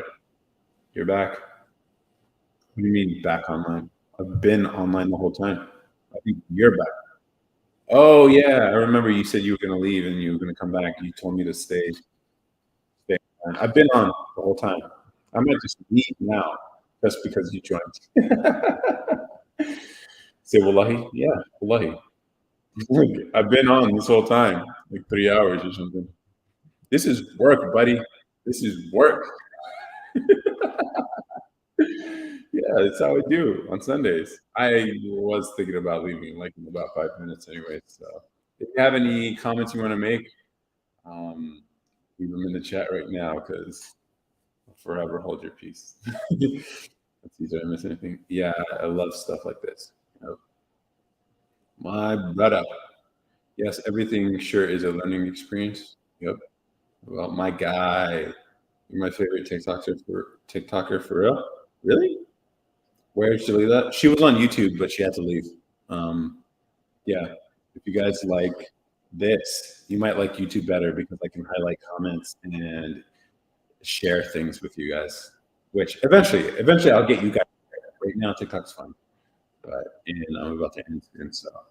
But the replay will be online, um, and it'd be cool eventually. Like when Jess mentions stage archetype, I can actually pull that up, and we could all look at it, and we can all explain, and where she can explain, and we can read, and learn more about it. I think that'd be interesting. I'll look into it on my laptop. Yeah, if you search Real Moments podcast on YouTube, or if you prefer Twitch, I'm doing it on Twitch too, but I don't think there's anyone on Twitch. I don't really like Twitch as a platform just because of the audience that's there. Yeah, that's right. For you guys on Twitch. Sorry, but I've seen the other stuff that's on Twitch. Guys, if you ever want to lose your hope for humanity, just watch some of the things that are on Twitch. Like it's crazy. Brandon Jones, yeah, they spoke to that in the explanations. Like most of the science come from the mystic arts, like chemistry comes from alchemy, yeah. Yeah. But what was the project called? I'm not sure what project. Read bro till later, I guess. Oh, am I missing something here? Yeah, they spoke that in explanations. Okay. Yeah, that would be dope. Well, what about Free Code Camp Alternative? Oh, yeah, the Odin project. Actually, if you're on YouTube, I can actually link that. I'll put that in the chat right now. I'll link that. See, this is why I think YouTube would be better because I can actually share this information. So I've heard some people get this. I'll put that in the YouTube replay chat. If you're there, you'll be able to see it and put it in the chat. Actually, I should put it on the StreamYard so it can show up on Twitch. For those of you, nobody who's watching, you can do that. Here you go. What about, yeah, I put that in the chat. Oh, well, sounds good, brother. Thank you. Much love. Is it free? Yeah, it's free. As far as I understand, it's free. Your full stack curriculum is free, supported by passionate open source community. Yep, it's free. And they have a curriculum. It seems it's more reading. So like Free Code Camp, I like because you don't have to do much setup to get started. This, I'm not sure. I haven't used this before, but I was thinking about reviewing this to fill out some of the gaps that I have in my engineering, whatever, in my software experience. Vocal Fry. I'm not sure what you mean. Sounds good.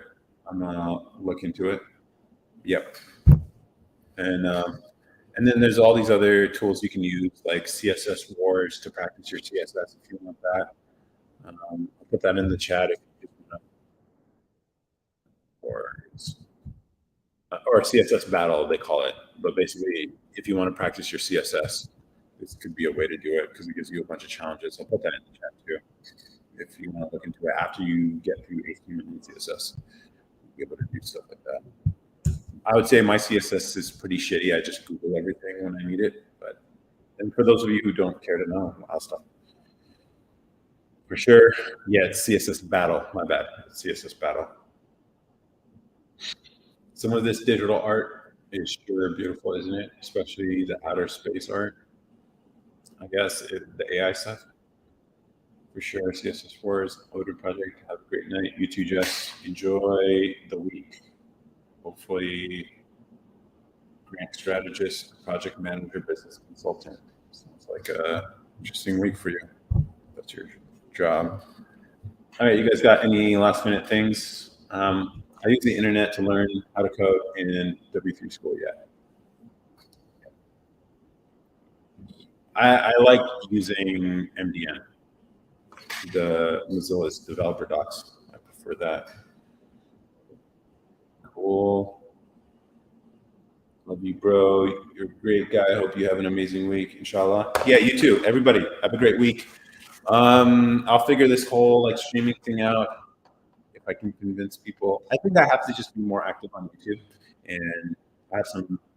Yeah, Mozilla's great too. Yeah, I have to be more consistent with video uploads. I have a handful of stuff, and if I can grow the channel there, that will be the primary, and then we can actually do far more interesting stuff. And maybe even build together. That would be cool, or put people on, because like if you're working on anything.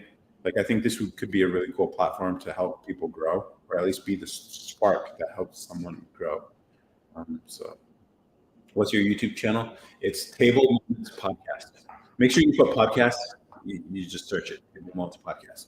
But you have to put the podcast in there, otherwise you can get a bunch of WWE highlights. Like, I put a lot of content on YouTube. A lot of the shorts that I've posted here on TikTok are all there. We also have some like street interview stuff and obviously live streams. This live stream, all this 3 hours and 16 minutes, that's going to be on YouTube for a replay if you ever care to. But at least for Roadrunner over here, you can go through, just skip to the end of the stream, and you'll be able to see the links I dropped in the chat for the Odin project and CSS battle. So that'll work. I'll ask any questions next time we catch you, brother. For sure. Sounds good. All right, everyone. Have a good night. Let me say goodbye to all the lurkers.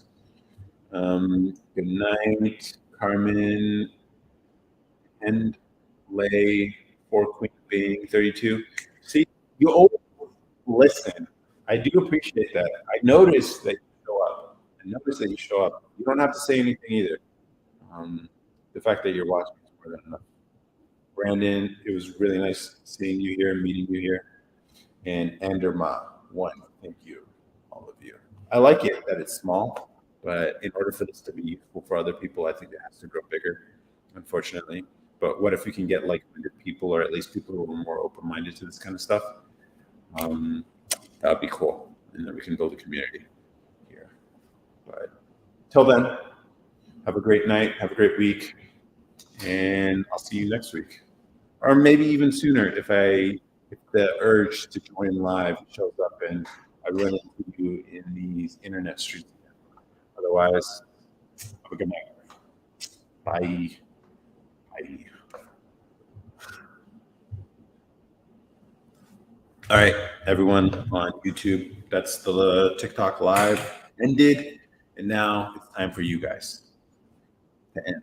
If you enjoyed the stream, leave a comment or something. I don't know. I know no one's watching this, but it's okay. The whole point is practice. So that one day when you do see this, it's like, oh, you really started from the bottom. Yep, that's how it always works. And I'm putting in the work. Got some audience on TikTok. Now it's time to start growing the YouTube. Take it seriously. Some videos coming up soon, probably within the next day or two. Street interviews, and I will eventually figure out what kind of videos I can make that would be interesting for you guys to watch. Right now, I haven't quite figured that out. All the ideas I keep coming up with are very ambitious, and I don't have the time, resources to put into it. But eventually, I will figure something out, and this will be useful for everybody. That's the whole point, for something to build an audience that's useful for anyone to grow. Till then, I appreciate anyone who engaged. Brandon, thank you. Yeah, on both. Brandon, thank you. See you here. Awesome, cool. And I'll see you guys.